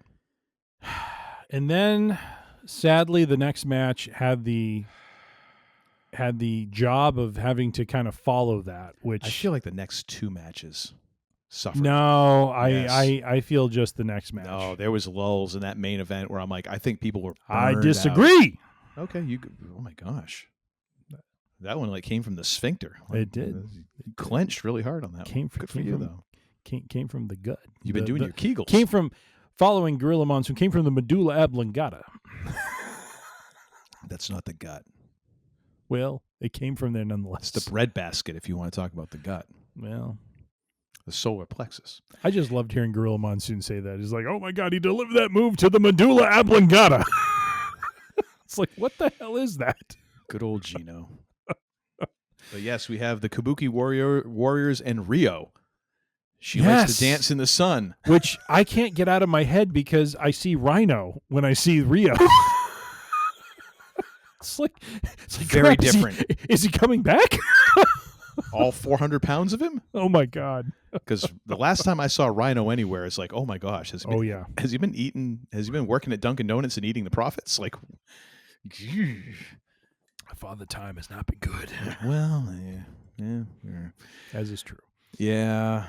For all of us, but so I'll let you go on because I've interrupted you at every turn. So please take no. On this so this match, Kabuki Warriors versus Rhea Ripley and Io Sky. This in some ways, like I almost thought at first, I was kind of following what was going on yesterday morning in the event through cage side seats, and I thought for a moment that this was going to be the main event because of Rhea. Yeah. Because she was home in Australia, hometown girl, figured they would do something like that. Definitely they, steered the entrances that way. She was the last one in. Place went crazy for her. Mm-hmm. And she was extra hyped for her walk. Oh my gosh. She was. And it was very cool to see how they structured the match, where it was very much Io was the babyface in peril, and it was all building up to the hot tag with Rhea coming in and just cleaning house. I thought what was nice what they did was not so much just had the Kabuki Warriors beating them down and sequestering Io and just kind of functioning as the heel team, but I really thought they did a nice job this match of really kind of showing Kari Zane and really kind of getting her. Like, I never was convinced of her heelish tendencies until this match. Like, this is the match where I feel like she is now committed to Asuka's kind of mission, and and in this, like, because up to this point, like, I've been watching Raw. I didn't see this past Monday's Raw, but up to that point, what I've seen from her is she's been very hesitant. Like, this is all about, let's keep the family together. Let's, like, it's almost like Kari's following Asuka, but she's following her for what I would consider to be, good intentions, but those good intentions are being basically manipulated by Asuka.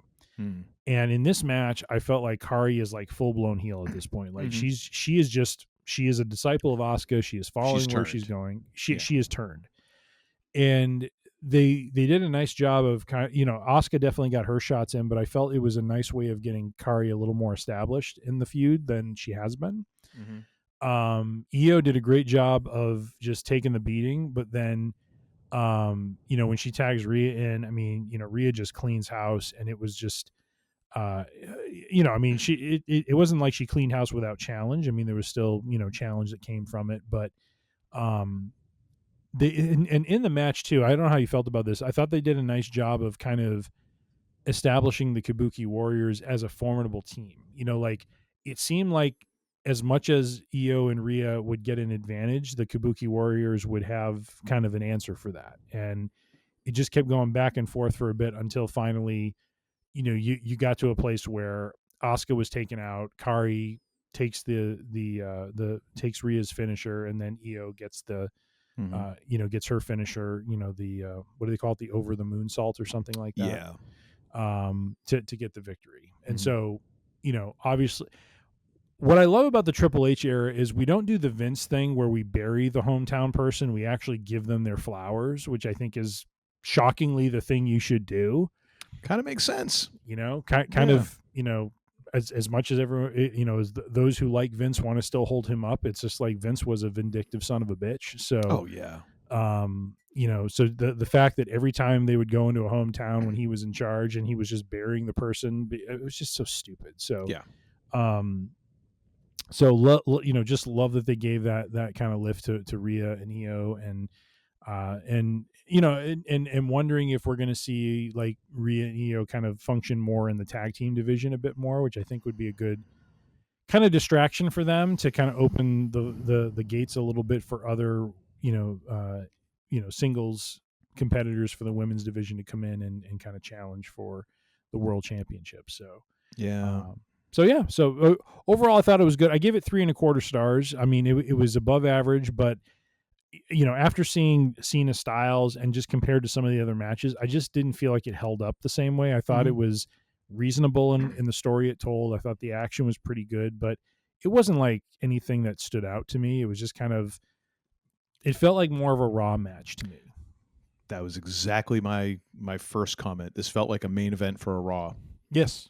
Yep. Which 100%. is not bad, but at the same time, we are in this 5 matches for a PLE sort of format.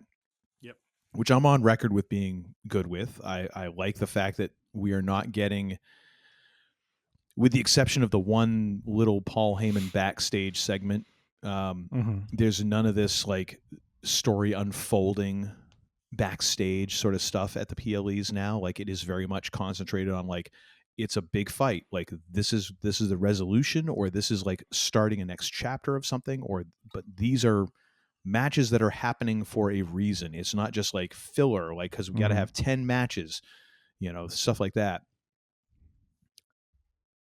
But when you find a match like this and it comes off like this could have been last night's SmackDown main event, or it could have been the Raw main event, or whatever. I feel a little cheated. Yeah. Especially when you're dealing with the talent involved. I mean, all 4 of these wrestlers are very talented. Yep. And I would argue that, Io and Rhea and even Asuka to a degree are some of the most over performers in their division. Yep. And for it to kind of just come off as it was better than average. That's a bit of a failure, And to me, I question whether or not this match got cut for time. Could be. Because it didn't. It felt short. It felt like this was. Well, I don't know if I agree with that. It something felt off about it. Like I was just like this. It didn't feel like it ever got moving, and it felt like in a way like it felt like there should have been some more Asuka in this. Like I get where we were featuring Kairi Sane and all that. Yep. But it feels like Asuka should have been much more of a presence in this. I think why I wonder if it got cut. Part of that I think is. The sense I got is they're trying to not give away too much with Rhea and Asuka. Mm-hmm. Now I know we got Rhea and Asuka on a Raw match, but I do think we're kind of building toward that, because Rhea needs someone who's a formidable challenge, and I think if she runs roughshod over Asuka and Kairi, it's like, well, where's the juice in the feud? True. So yeah. I feel like there's an element of. Asuka comes off as still the arrogant, stronger, kind of challenger. And I think we may be working toward, some kind of longer term feud between her and Rhea, possibly for the tag belts. Who knows? Yeah, maybe. But we'll have to see. But I think part of it is because maybe this is just a longer term feud that's going to play out. So we're going to see more matches between these principals moving forward.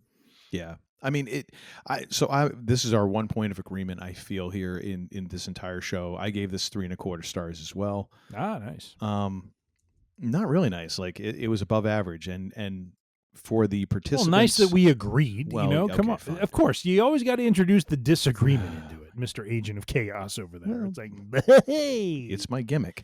I will say the 2 things that really stood out to me here: Io delivering that kick on Asuka, where she made full contact. Yeah. With Asuka's face. Oh yeah. It's like, ooh. There might be Pam. Either there's a receipt coming, or there's a spa day gift certificate, or there's something. Yeah. That is like that was a foot potato right there. Oh. Rhea dropping Asuka face first on the turnbuckle. Yeah. Was impressive looking. Hopefully it didn't hurt in the same way as getting 2 boots to the face. But how about that Razor's Edge on Carrie? That was good. Rhea took Kairi and threw her into a Razor's Edge, and she stuck the landing. But like even Barrett was like, "Oh my gosh, Cole on the back of her neck." I mean, it looked nasty. Yeah. Like there's doing the Razor's Edge where you basically fall forward with the opponent and you're pushing them down. And then there's what Rhea did where she like starts to go down, but she almost like lawn darts them forward. Yeah, just hurls them. And this is the funny thing, because there's actually online, there's some folks who are like, I miss jacked Rhea. And I'm like, okay, so she's lost. Wait, like she's not jacked?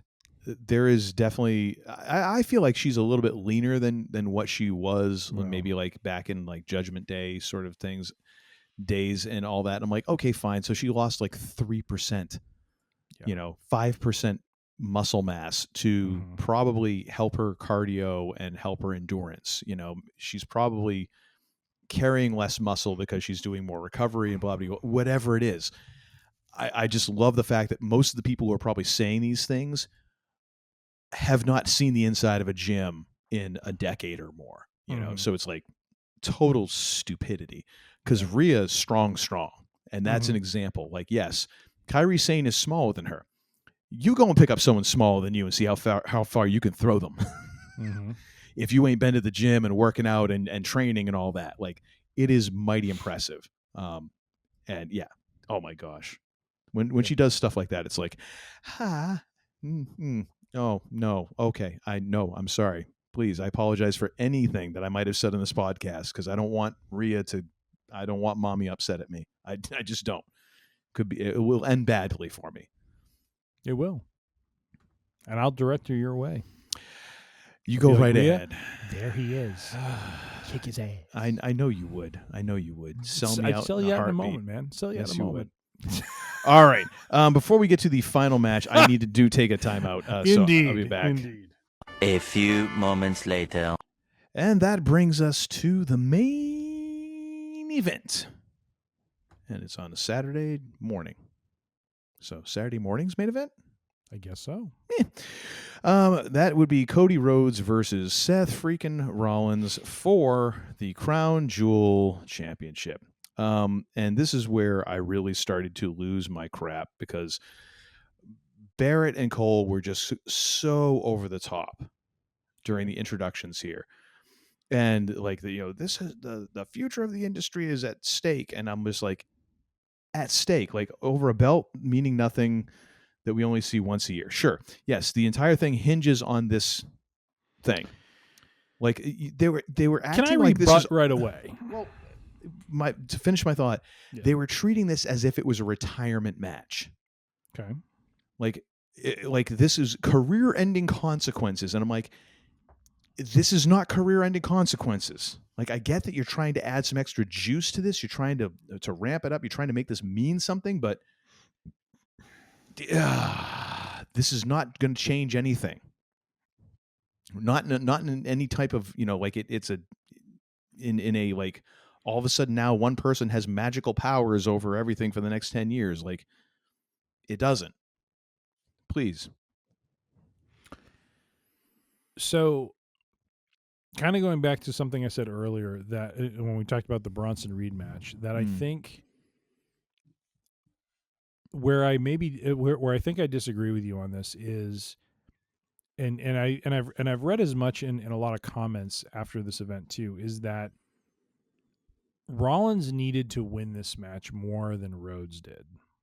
Yeah. And he needed to win it because if he were like, I think the story going into this match was correct, that if he were to lose this match, it in a lot of ways would contradict many of the things that had happened since WrestleMania.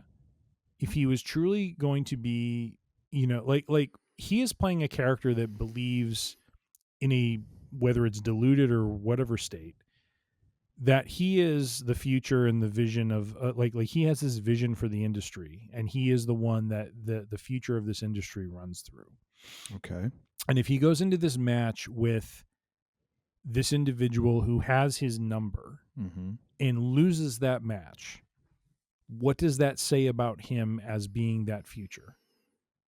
In the sense that he cannot seem to overcome this one competitor and establish himself or at least have the credibility to lay claim to being, the QB1 or the one that leads forward, in some way. Now, to your point, does any of this even matter at the end? Probably not, right?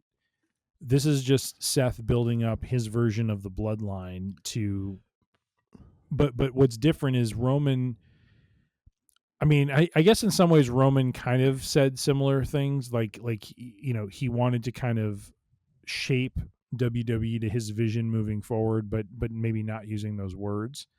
I think Seth is trying to do the same thing, but he, at the end of the day, his character needed this win more than Cody did, because it disagree. It establishes credibility. It establishes.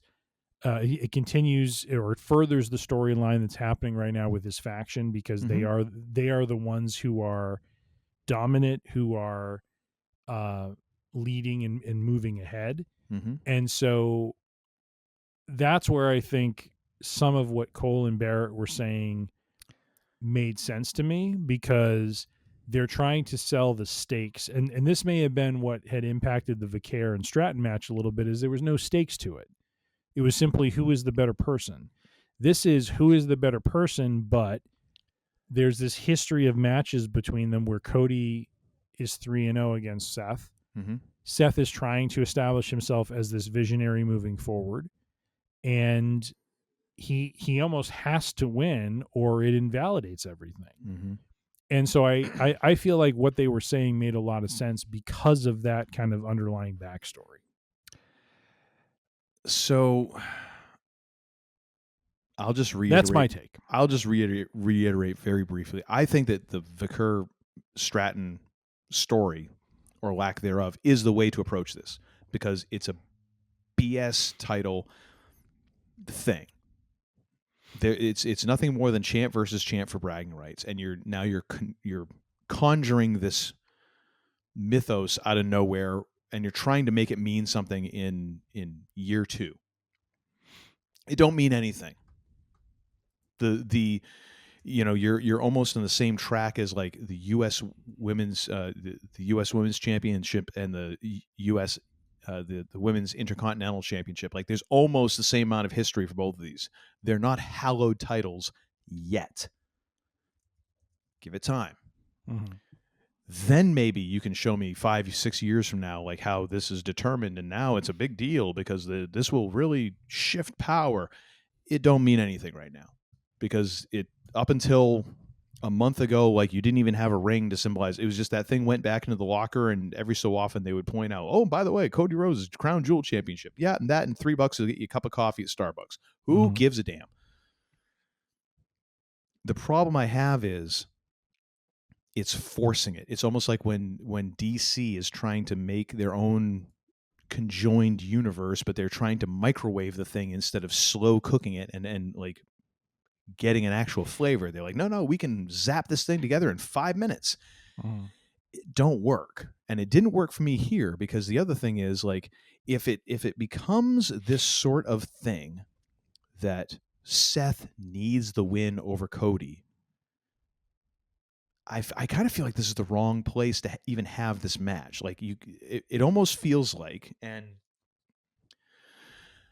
I'm going to put on my tinfoil hat here for a moment, I would not be surprised in the next 3-4 years to see the WWE sold off to Saudi Arabia, whatever sovereign fund or whatever company is formed or whatever. You got the experience there. We've already seen WrestleMania is going to be there. That's why they shipped, Crown Jewel to Perth, probably in exchange for that.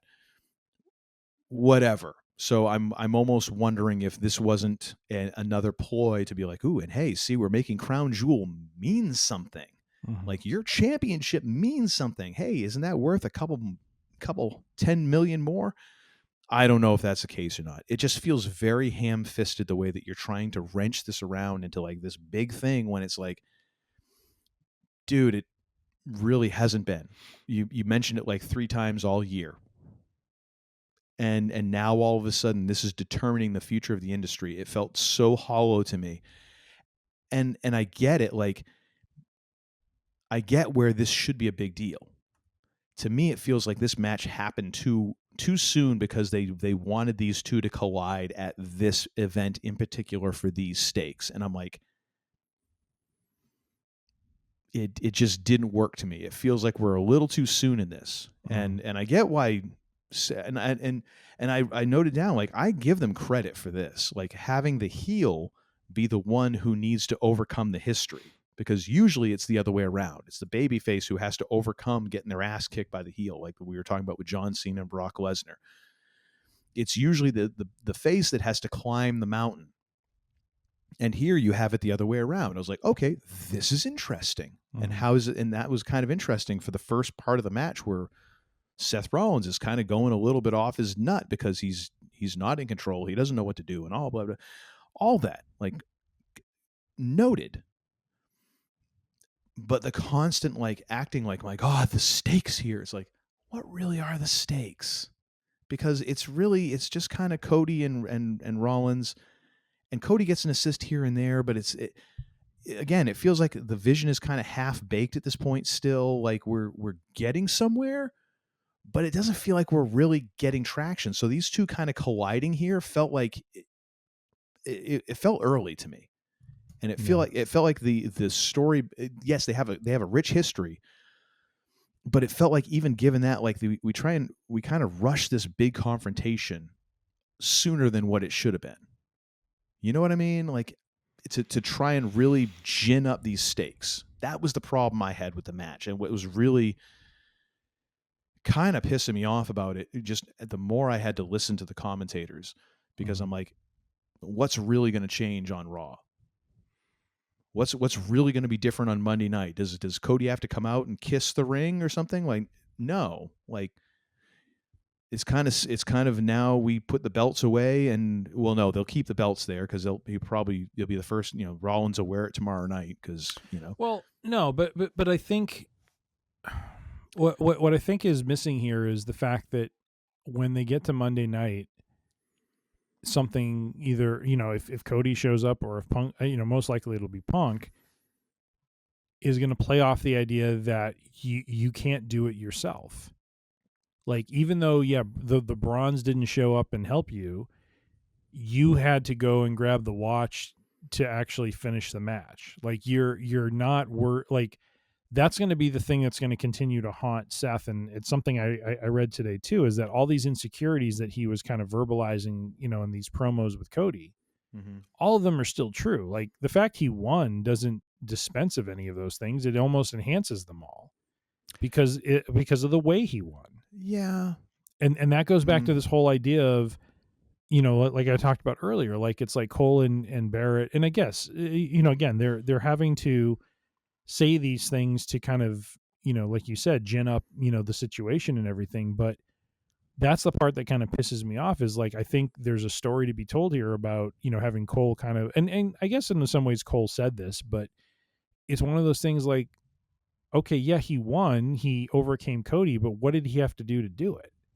Like, he didn't win clean. He had to do this thing that basically knocked Cody out in a way, and that allowed Cody to be set up for this like finisher, this uber stomp that he did from the top, which to me is just kind of a weird. Oh yeah, this was the reverse of Cena Styles, where we had so many pinning attempts that I'm like, okay, it is now ridiculous because it's not someone else doing another person's finishers. You can believably say, well, they didn't nail it the way so and so would have. Yeah. It becomes this thing of like, okay, these are your moves, and you can't put this person away, and you're doing everything but like whipping them into the grave, and they're still kicking out at 2. Like, there's got to be something else, and it's almost turning into like, we're getting to the point now where Cody is developing his own 5 moves of doom here. Like, it really is the power slam into the cutter into the blah, and you get to this point, it was the opposite, because at this point it's not a love letter to wrestling. It's just, okay, we don't have anything else. And after a while, you're like I was into it at the beginning, like Seth being kind of, out, until he started going after the announcers. And at that point, I'm like, okay, we're going to do this freaking thing again. Like, how many times have we seen people going after the announcers? Like, is this going to get incorporated in the, because I'm just waiting for like another Corey Graves moment or whatever. It's like, come on. The only thing it led to was the fact that we had a very nice "We Want Barrett" chant, which Wade Barrett is like, I'm not going anywhere. I'm going to sit right here. So I'm like, because like Wade's like, I don't want to take a bump tonight. I'm dressed up nice, and I get paid very nicely just to sit here and to talk without having to get injured. I'll do that, thank you. I enjoyed all of that. But once you just start getting into this, and the fact that like then he gets the upper hand, and he's trash talking Cody, like, I'm going to beat your ass, like Ric Flair beat your daddy's ass or something like that. Okay, cool. But then we just started getting into this mode of like, oh, and this, and now the bigger finisher, and then the this and the that, and it's like, and the whole time the commentators are trying to hype this up, like this is like, oh my gosh, the fate of the world is held in the balance here, and I'm like, I ain't buying it. I'm not buying your hype. I'm also kind of getting annoyed with like the finisher. I was really super annoyed with the fact that like there was no count from the ref, not even like a friggin' slow count, a count that started and then just stopped. There was 0 count from the ref as Seth is taking his 5-minute walk around the ring, or any of the other times that they're like walking outside the ring. I'm like, this is part of the reason why the street fight means nothing, because we don't do countouts anymore unless, we have the whole thing with Becky Lynch where there's a fast count for a countout, but otherwise, countout doesn't mean anything. When we say it doesn't mean anything. Like, come on. Like, a few of these things, like, tighten some of this crap up, and it kind of fits like the reality that you're trying to portray. Like, you don't have to be real to life, but you have to be at least real to the world in which you're trying to show me on television. At least give me that much respect. But I don't know. At the end of the day, I was just very kind of like, it was a match, and things happened, and Seth got his win, which he should have, but it still felt too soon. It still felt like it took too long to get there. And it still felt like there was so many kickouts that I was like, okay, so apparently someone's going to have to literally get like a stake through the heart in order to win this match. And I'm like, it almost becomes meaningless. I gave this match, hang on, I got to turn over. I'll save you all the notes that I actually did here. 3.25 stars. Okay. I'm tempted to bring it down to 3 after all. And you know what? Give it a 3. I'm downgrading. My gosh, jeez. Lots of spots. There's emotion. There's some cool parts. Okay. But ultimately, like, what does it really? It changes, but it felt too soon. Like, I feel like this could have meant a lot more down the road. Anyway, down the road, and maybe you're right. Well, I don't know. That's the thing. Like, I don't have the whole plan of how this goes, and I get what you're saying with the watch, and that then it becomes, well, you didn't beat him straight up. You kind of beat him straight up, but you didn't really beat him straight up. And I get that being the thing that propels forward, but I don't know. I guess the whole crown jewel thing here is just sticking in my craw. The fact that it's like we're trying to make this thing mean something, and it really doesn't. It just really doesn't. Okay, so I went the other way. I gave this 4.5 stars, which, kind of puts it on par with Cena Styles. But I put it there because I thought they were doing a nice job of, kind of telling the story about the stakes of this match, and Cody with this, never say die, kind of attitude, and Seth trying everything that he knows how to do to put him away and can't, to the point where he feels he has to do the only thing that's left, which is to take the very thing that Cody gave him to overcome Cody. And I thought it was a compelling story. I thought it was a good story. Seth was the right one to win this match. Like, Cody had already won this. There really was no benefit for him winning this other than, cementing his already, kind of solid credentials that he has. And so I felt like Seth was the one that needed the win more.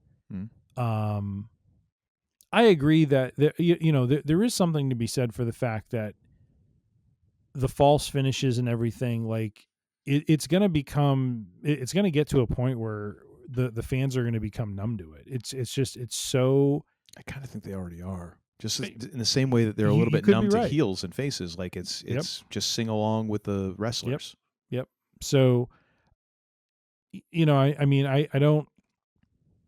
If I had a critique of it, I think there's an element of, like as I was watching the match, I'm like, if I'm Cody Rhodes, if I'm not sitting here and questioning my finishing move at this point in my career, like, what part of Crossroads does, like, actually works for me to put someone away? Like, the entire point of a finishing move is to be the thing that knocks your opponent out so you can get a three count. Yeah. And Cody he did Rhodes, it off the top rope, and it looked amazing. It did. They did a great job with it. But I'm like, if that doesn't put someone away, I would seriously recommend you relook at what you're doing to actually try to finish an opponent, because at this stage, it's like you got to do like 6 of these things to finally, kind of knock the guy out, Yeah.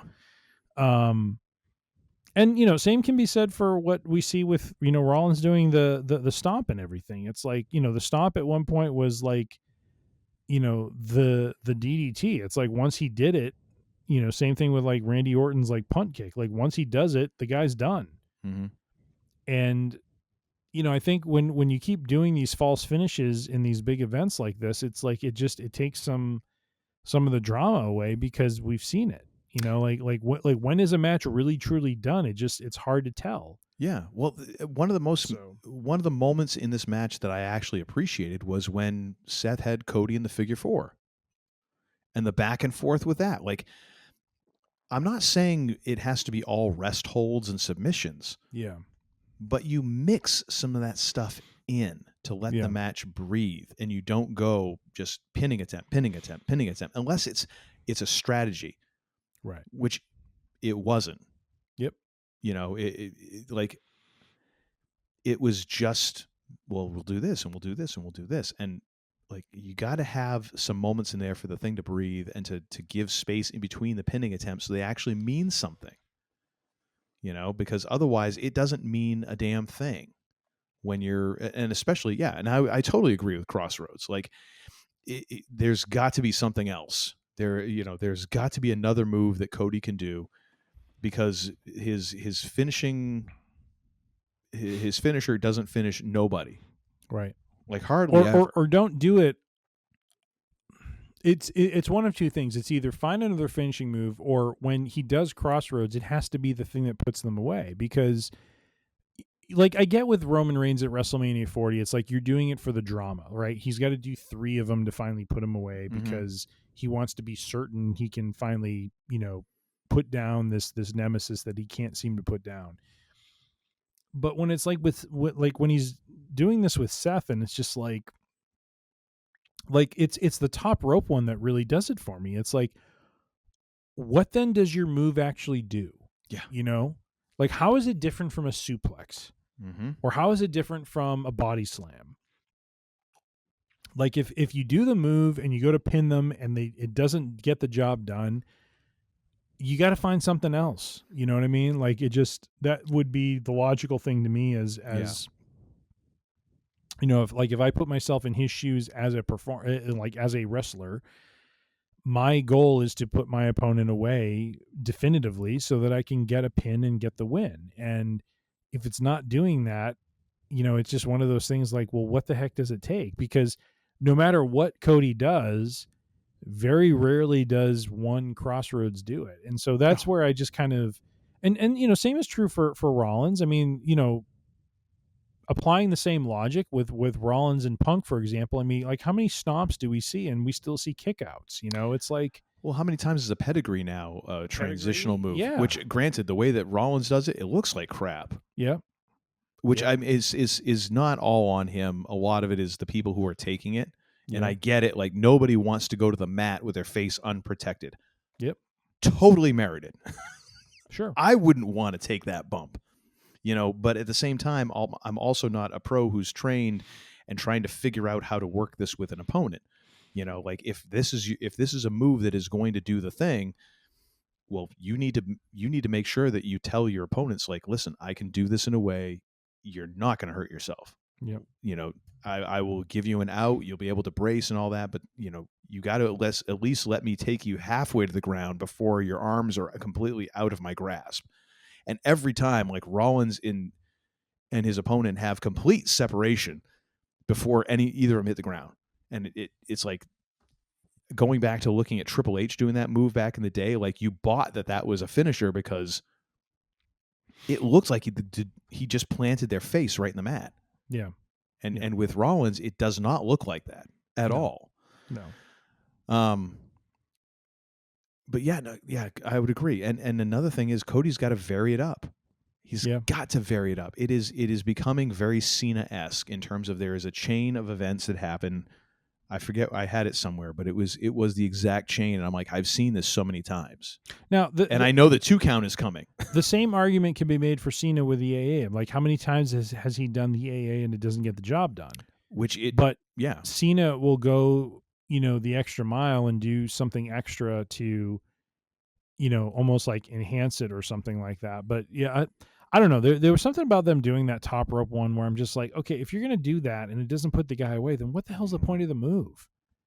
Like go find something else. I almost feel like I feel like Cody needs to go to well, and then maybe this is going to happen when he does go heel, because I think we agree that the heel turn is coming for Cody at some point. You got to freshen the character up somehow, right? And I think that'd be the perfect time to change his finisher, and I think honestly, some kind of twist on a sleeper as the Nightmare, putting someone out. Yep. Something like that. And because the thing that Cody has going for him is, he's got the movie star sort of thing, and he's kind of that lean, dude who's he can still move quick and all this, and he moves quicker than I can, for crying out loud. Yeah. But it also takes away, because I'm like, okay, what finishers could you give him where he'd be able to do it? Kind of talking about Mankind, Mick Foley's, thing of like a great finisher is something you can do to somebody every day, all day long, regardless of their size, stature, or whatever. Yeah. Which is why, the tombstone didn't work for Taker when he was going up against Yokozuna.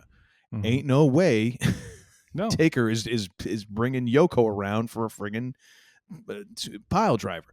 Right. But you think of something like, and for Cody, it's like how many opponents can he lift up and do something like a jackhammer or an F5 or something like that? Like, it's just not going to happen. Like he was having a tough time holding Seth up for the stalling suplex that he was doing. It's got to be something different. Yeah. And it's got to be something that, at least if it's not devastating in impact, it at least makes you feel like, oh yeah, once he's locked this in, it's over. Yep. Because Crossroads is like, my God, we're a month away from you and I kicking out of that one, and we're in trouble then. Yeah, absolutely. But, yeah, not exactly what I was hoping for, but hey, at least you went home happy. But again, I gave this 4.5 because I thought they put on a great match, and it lived up to the story of it. I didn't like the commentary afterwards, where there was less of an emphasis on what Seth had to do to get the win. And because to me, that's part of the story that has to be emphasized is, yes, he did this, but like, I don't want to say I guess I need to go back and listen to it one more time to make sure I'm being accurate here, but I don't think Barrett and Cole were 100% effusive in their praise, but there was almost like this sort of, Seth has finally conquered this demon. He's overcome this hill. He's over, whatever. And yet nothing was really said about how he did it. Mm-hmm. And that bothered me because, again, like that's where I go to, okay, are they trying to indirectly generate heat by focusing solely on the fact that he beat Cody, and they don't talk about how he did it? And we're all sitting here like, well, wait a minute. Yes, he did it, but it's how he did it, and in some ways, maybe that is the heat generating thing. We'll see Monday what gets said about that, but that is something that Punk has consistently, throughout his story with Seth has been his consistent, message to him is, yeah, you're doing all this stuff, but you don't ever really do it on your own. And to me, that is a compelling good guy versus bad guy thing. It's like, yeah, you can sell yourself as this, if you want to sell yourself as the GOAT, fine. That's you running your mouth. But at the end of the day, we all know how you're really doing it, and no one really respects you that way. Mm-hmm.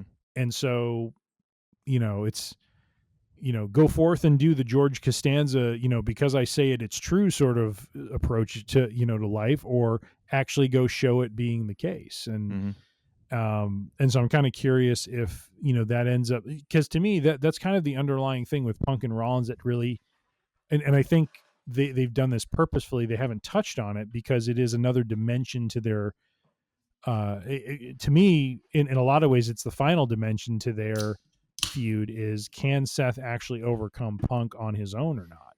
Mm-hmm. He's beaten Punk. He's shown the ability to do that, but he's always done it in various nefarious ways. And so it's like, okay, but what does that really mean? you've beaten me, but you've beaten me with the help of others, of weapons, of gimmicks. Like, beat me as a man. Like Punk has a really solid story to kind of tell and be like, look, I went and faced the guy you weren't willing to face. I faced Gunther and I beat him. Mm-hmm. And I beat him. He busted his nose open and there was all this stuff that happened, but in the end of the day, like, I took his best shots and I beat him. Mm-hmm. You didn't do that. And you haven't beaten me 100% on your own. So what have you really proven here? And I think that, to me, that's the story of Rollins that I think is really cool, is they in a lot of ways are, capitalizing him on this great talent. I mean, he's a great in-ring talent. He is solid. He is a lot of the things that I've kind of talked about AJ Styles being, and yet his character is this one that never seems to get it done on his own. A lot of ways that's like McIntyre. And, I think that opens the door for him when he faces Punk or other baby faces to be kind of that thing that the baby faces can kind of prod at of it, is like, yeah, you okay, you can run your mouth, but so can anyone. But what have you really done? Like, how have you really proven yourself? And because they've kind of gotten back to more of a, they being WWE has gotten back to more of, I feel, in some ways a competitive sort of structure to, their characters and the way they do their matches and stuff like that. I just feel like that is something that actually holds some weight now, because it's not just about, okay, you lose a bunch of matches and you're still this person and so you're untouchable. It's, who are you really in the grand scheme of things? And for Seth, like, for him to carry out his vision, he's got to consistently win. He's got to consistently build up. He and his guys have to consistently always dominate. But I do want to kind of go back real quick to, the little mini promo thing that happened with Heyman and the two Brawns, which is what happens when Seth loses. Because Paul looks at both of them very sternly and says, what needs to happen.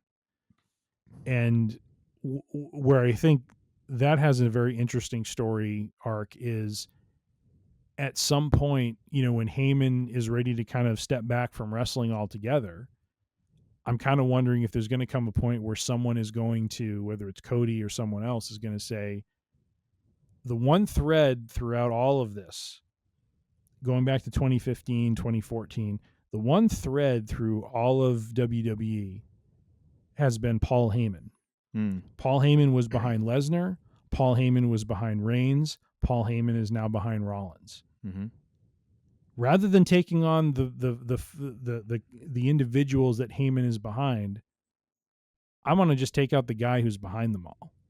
Like I think that would be kind of really cool, is for someone to come to that realization and say, maybe the thing we need to do is not so much go at the body of the snake, but let's take the head off the snake. Mm-hmm.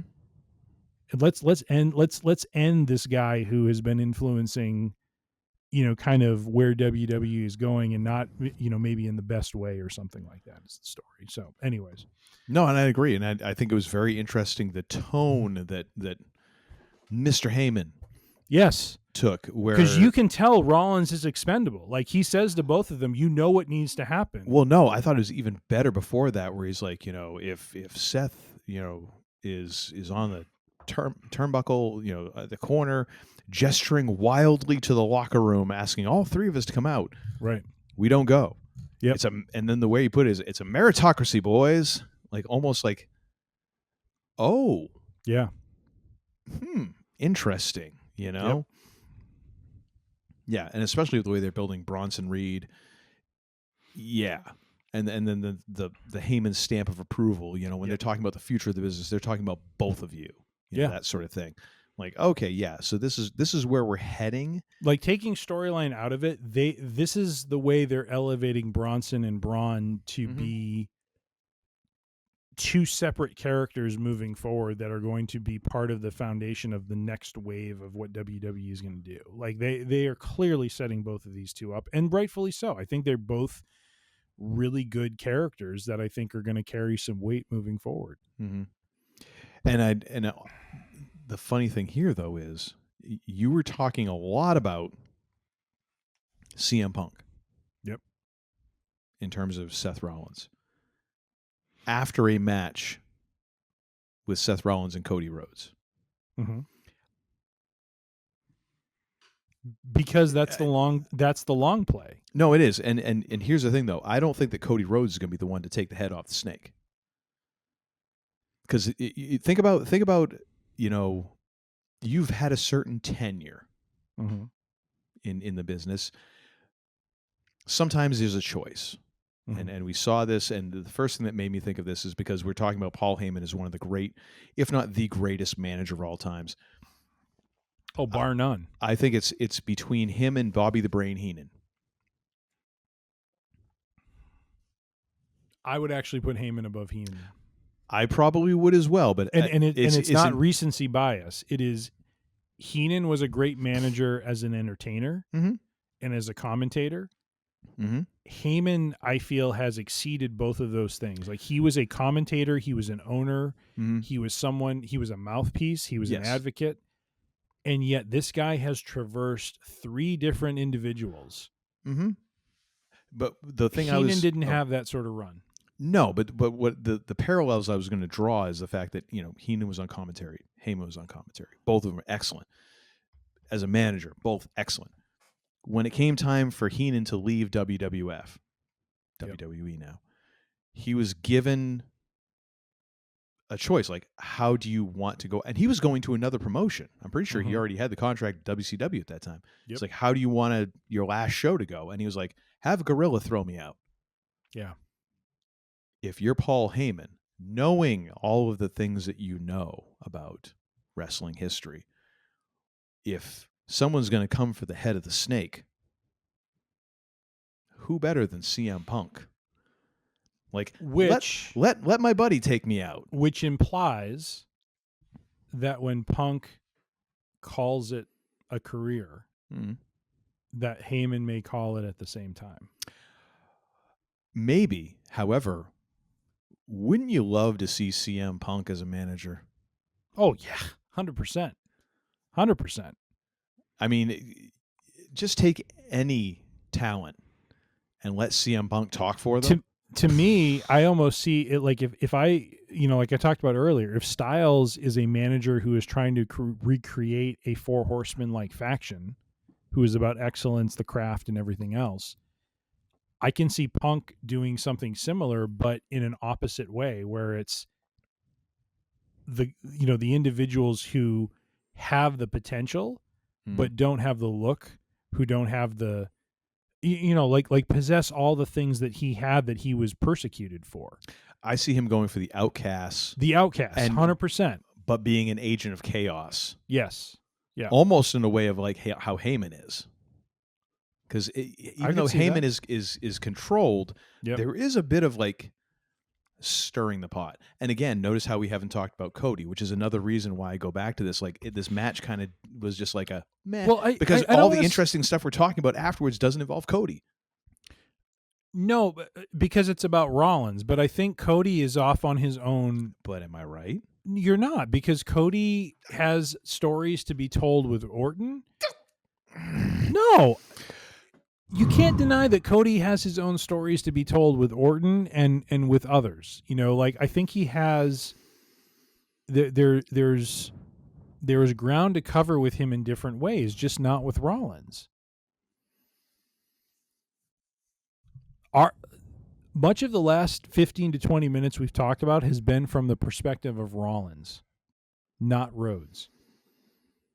Am I wrong? I am one with the Force. The Force is one with me. just trying to do right now. Because it's either that or I'm going to go back to the bar, and I don't need that, okay? No, you don't. You know what? No, you don't. How about we just call it a night here? Because I think we've Fair both enough. said everything, and we've both agreed that, like, last night might not have steered the entire history of the industry. What was your rating we don't need to determine. Was your rating 3 1/4? 3. It was just 3. Straight up 3. Flat 3. Okay. Flat 3. Jeez, I went 4.5. We were way off. Yes, we were. Holy crap. I mean, you're wrong, but still. You're wrong. You're wrong. See, I'd have to press a button for that. I just did it. I know you're better. Anyways, so what You're do we wrong. have? If we had to, you're the one who wanted to keep the show to an hour. So if you had to grade, I know we didn't set this up. If you had to dish out a grade, first instinct, gut instinct, letter grade, B plus. B plus. I'd go to solid B. Okay. I feel like I can't give it an A. Can't give it an A. No, not at all. I mean, it's. You know what? I'll match you. It's a B plus because the more I'm thinking about it, you can't have a 5-star and a 4-star, and none of the others below. Yeah, you had a couple matches that really exceeded expectations, and then the rest of it was kind of there's C plus, around expectations, B- or a little bit above C. it. Yeah. All right. Well, cool. So what do you got for another thing for a recommendation for our listeners and viewers? Let's try and make this brisk, shall we? I kind of followed a little bit of your playbook on this one, but only because there was an announcement made about this series this week. My wife and I are big proponents of the series Yellow Jackets. If you have not seen it, I would check it out. It is disturbing, but it is also a good show. It is has a good story to it. Streaming on the Paramount Plus. Yes. But the announcement that was made was that the upcoming season 4, is going to be the last of this series. And honestly, I agree with this call. It is a story of a female soccer team, a high school soccer team that is whose plane crashes in really the middle of nowhere in Canada. And they are basically, kind of abandoned with no rescue. And so it's really about how the team kind of comes together and tries to adapt to its new circumstances in ways that are unconventional and somewhat disturbing. But nonetheless, it also jumps between the past and the current day, where some members eventually they do make it back to civilization. That is not a spoiler, but the adult version of some of the girls who survive are kind of dealing with some of the repercussions of the events of their time in the wilderness. And so it's really interesting. It's very entertaining, and I'm looking forward to this last season because of the way season 3 kind of ended, which is kind of a step in the direction of how this group of girls was rescued. And so I would highly recommend Yellow Jackets. Get caught up on it before season 4 comes around, because it is very good and very well done. I will say brace yourself, because it does get a little disturbing, but hopefully you appreciate the story that is being told. Well, very nice. And another thing is it can have disturbing moments because it's a mystery serial, if you will. It's Longmire, which is weirdly a theme. Streaming on Paramount Plus. Plus. The reason why I say that's kind of weird is because this show originally began life, I believe, on Bravo, way back in the cable days, and was very highly rated for them. However, apparently not the demographic that Bravo was looking for, which I don't know. It skewed very much older. So it was kind of like in the 40 plus, which then they're like, no, that's not what we're appealing to. I'm like, dude, that's what Bravo's niche is. Like, I'm not really sure what you're looking for. So they dumped the show, and then Netflix picked it up and ran another, I think, 3 seasons on Netflix. And so this had always lived on Netflix because Netflix bought the rights to it. And then it disappeared off of Netflix and went to Paramount Plus, which I'm like, this is why I am so frustrated with streaming services. Because even though half of it was produced by Netflix, it's just gone off Netflix. Whatever. Great cast in this. One of my, acting, silver screen binkies, Katie Sackhoff, features very prominently in this. The interesting thing is that so there's an actor called Robert Taylor from way back in the day, who was mentioned in the early Longmire books by Craig Johnson that this show was based off of. The irony being when they went to cast Walt Longmire, who in the books was described as kind of looking a little bit like actor Robert Taylor. They found another Robert Taylor. The actor who plays Walt Longmire is Robert Taylor. He's from Australia, and does an excellent job. As you would never think that he was Australian. Does such a great job. Lou Diamond Phillips is in this, playing Henry Standing Bear. And just a great cast of characters really filling out this universe, and great story arcs that really carry from the first season all the way to the final season. And yeah, it is fantastic storytelling, and I can't recommend it highly enough. Yeah, there's some disturbing stuff in here because you're dealing with murders and crimes and such like that. But the storytelling is great. The acting is great. And visually, I think it's just stunning. It made me go from like wanting to be like, no, I want to live in a big city, to now I'm like, no, I want to go live in a cabin in Wyoming. And my wife is like, who the frack are you? I'm like, no, I've watched A Lot of Longmire. I want to go ride a horse out in Wyoming. She's like, no, you don't. You got thrown off a horse the one time you were on it. I'm like, yeah, still, but I might find one that's really lazy that doesn't want to kill me. But oh well. So that is my and another thing for this episode. Very nice. And that, ladies and gentlemen, finally is it time for us to call it quits. Thank you all for listening. Thank you all for joining the Free Range Idiocy congregation. You can join us. All of our audio episodes are at freerangeidiocy.com. Thank you, Sabu. And you can find all of our video episodes on our YouTube channel, youtube.com/@freerangeidiocy. And then you can find us on all the podcast purveyors like Apple Podcasts, Spotify. I almost say Google Podcasts every time, but no, we killed that sucker off.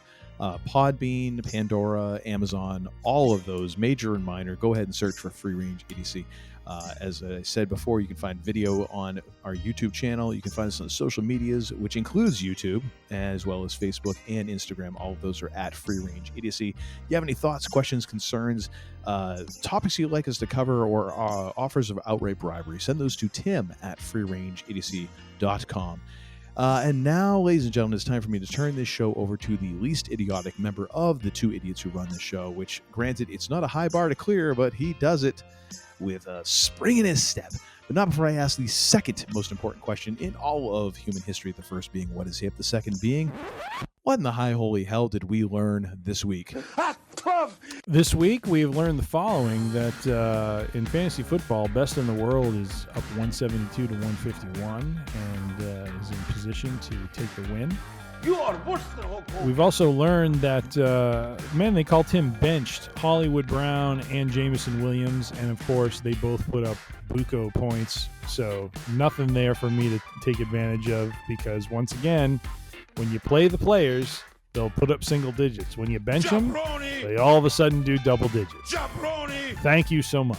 Jabroni! Ah, sweet Moses. Jabroni! Indeed. Jabroni! We've also learned that Crown Jewel was a well-done event overall, with some memorable moments and some great action. So do check it out if you haven't already on the Disney Plus or the ESPN app, whichever you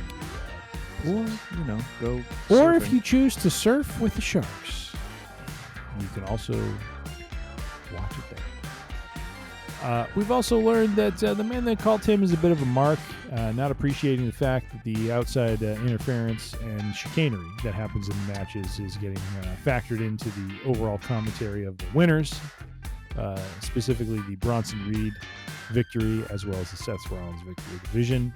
They're a bunch of jabronis and need to be done with.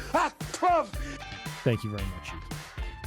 With all that being said, That wasn't a complimentary Haktui, by the way. well, I took it as such. With all that being said, This says a lot about you. we thank you for the listenership, and once again, as we like to close things out here on the range, be safe, be healthy, be kind, be good to one another. You don't have to go home, but you can't stay here. The range is closed for now. See ya! I like a Mussolini! It's like I picked the wrong week to quit drinking. Only one bad thing about putting you still here, Granny. What's that? Drysdale Place is downwind. The smell of your corn liquor brewing is going to drive poor Miss Drysdale right out of her mind. She's a drinking woman. How do you know, Uncle Jay? Well, he kind of let it slip by. Remember when we was unloading this from the truck? Yeah? He says to me, what's that? I said, that's a still for making corn liquor. He turned kind of white and trembly, and he says, oh, please don't ever let my wife see that. I reckon she just can't leave the stuff alone. Some folks like that. Terrible. Come to think of it, that's how come she's in Boston. What kind of drinking? Yeah, Miss Hathaway says she goes all over every place looking to get cured. I beg your pardon. What did you say? Cocaine's a hell of a drug.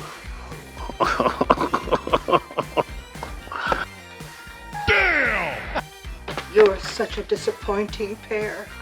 I prayed so hard for you. Get out. And don't come back until you've redeemed yourselves. So say we all.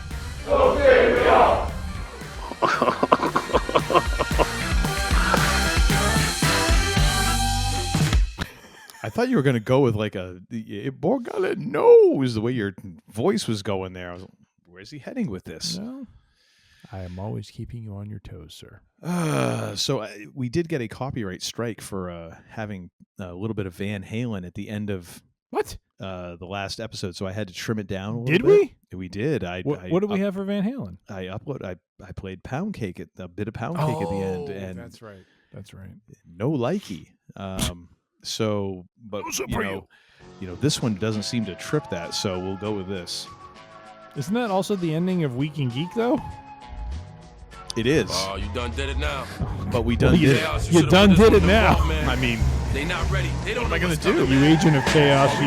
Drop this on them right here. Y'all ain't ready for this. Y'all ain't ready for none of this. Your boy's a bad man. Then we invading the streets, make them clap a rapper skirt. Oh, good stuff. Shock the world, now I'm Bring it, John. alone. I flip fools like them clamshell cellular phones. You can't help but nod your head to the track. Now get the hell out of here!